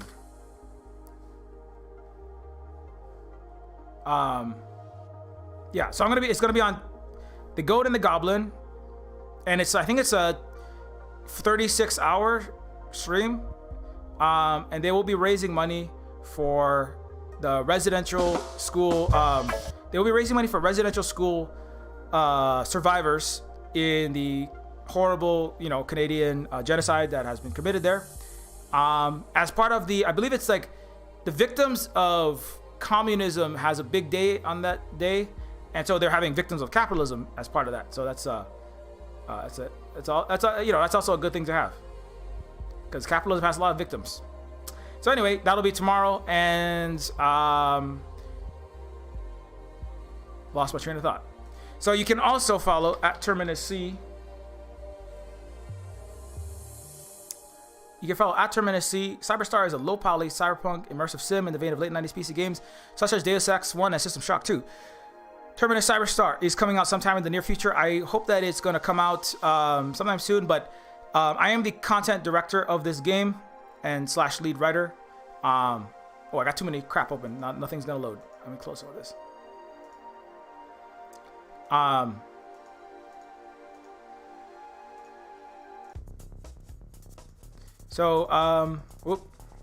Terminus Cyberstar is a cyberpunk RPG game that I'm the content director of. It's a game that is currently being produced by a handful of artists, writers, level designers, musicians, programmers, etc. As I said, you know, I only make extremely, you know, actual left political games from a colonized Hawaiian person under the U.S. Empire. That's the only perspective I can give. So this is a game that is going to be very political. The main character is a illegal immigrant that is being starting in a homeless city and being chased around by ICE, and you have to try to not get killed by cops or mass incarceration or being thrown back into a concentration camp. That's how the game starts. And one of my favorite missions is called Universal Death Care, where you try to survive the American-style healthcare system and not get murdered by it, or die of a fentanyl overdose. But anyways, so these are some screenshots from it. It's coming along very well. If you wanna follow this game and its development, you can check out at Terminus C on Twitter. You can join the Discord at Terminus Cyberstar there. Finally, thanks to all of these people on this Thanks to all these people here. I'm not gonna say all your names because I gotta save some voice, but you know, thanks a lot for all the names. Hey, thanks a lot. Sorry, I don't look at the chat a lot of the times when I do the morning stream, but thanks a lot for tuning in, Alchemy Show. Alchemy is our indigenous Okinawan friend and relative from raised in Peru, currently in the U.S. somewhere, but is indigenous Okinawan.